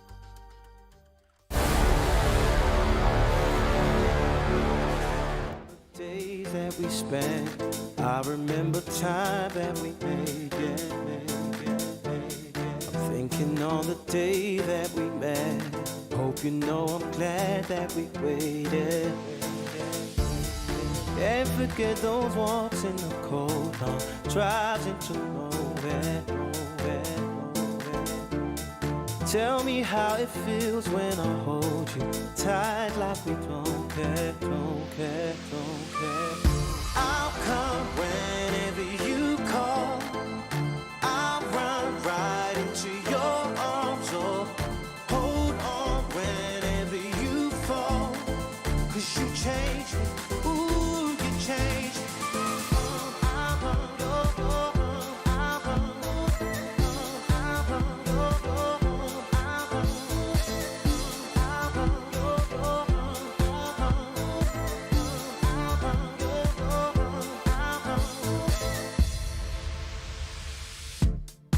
I remember days that we spent.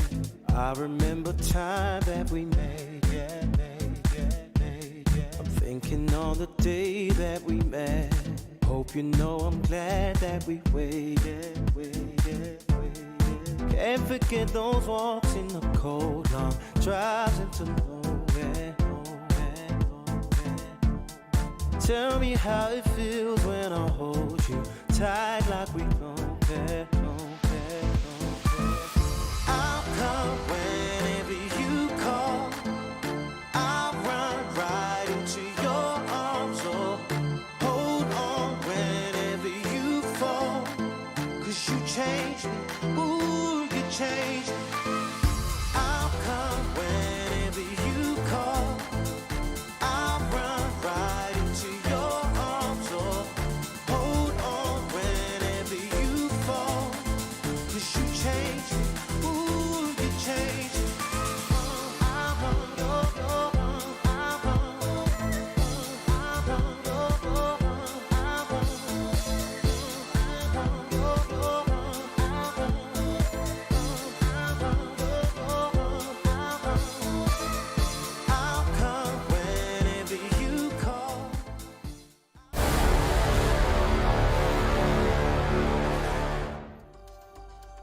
Well, you know what that big old horn means? That means this second half of play is about to get underway.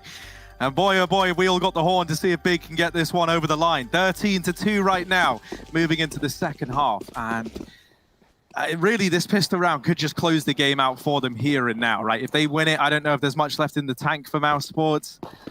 They're setting up outside of long. Chris J is providing the flashbangs, and that will get Mouse Sports out into this position. But this is not something Big are like entirely aware of. You know, they very much prepared for this to be a reality. They leave long open.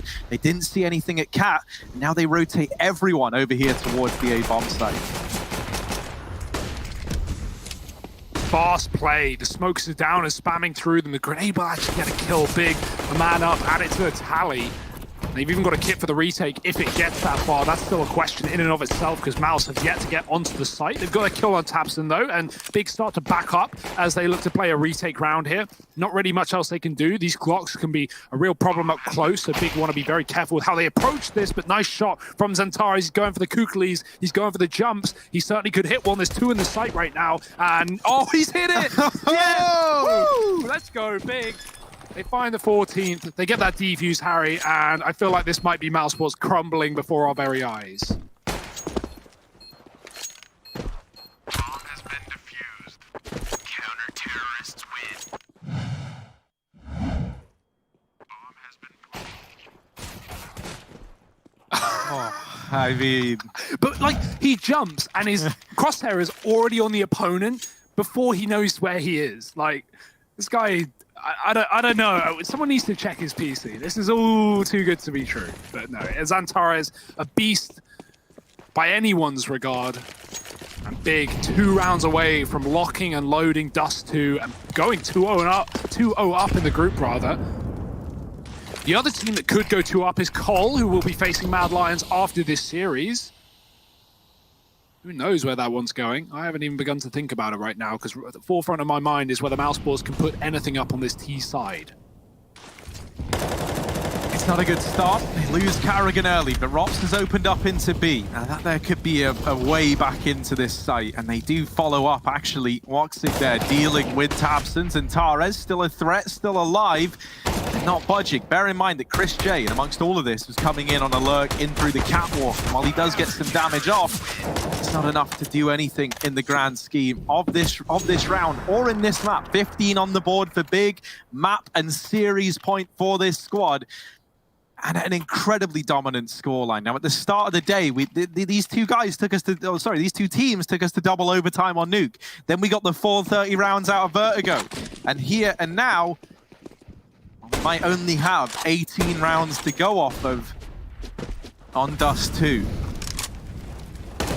Shameful scenes here for the Mousesports camp. They don't want to go out like this. They want to at least put something on this board. Some buffer. Just to show they can, because right now, Big are not giving any way back into this round. Xantares finds a pick down mid. Tizian was dead at long early. Keep that in mind. So Mousesports have something here in terms of control. But Big, they just need to play very safe. They don't need to worry about things. With the trade coming from Xantares, it's back to a 4-on-4, and Upper Dark has been taken. Chris is watching for it, though, and oh dear, Keto hits a shot faster. That's B cleared out, and now Big know they can gamble stack A because Mousesports have got to still be long or mid. And they're all long, so smoke's getting set up. Here comes the cross, and Mousesports heading into CSN Scout. Oh, a couple of shots not actually connecting for CSN, and now these players have gotten close. Frozen. Not going to last long, not going to fare well in the A-bomb side. Carrigan's mollied out as well. This utility's doing so much damage, and it was a 3-on-3. It was looking good, but Mousesports, it's all fallen apart here in round 18. They get 2-1 in the series. Big are the victors as they get this one over the line in a very, very quick affair on Dust 2. Big came out swinging. They looked fantastic to begin over on the T side, and things just went from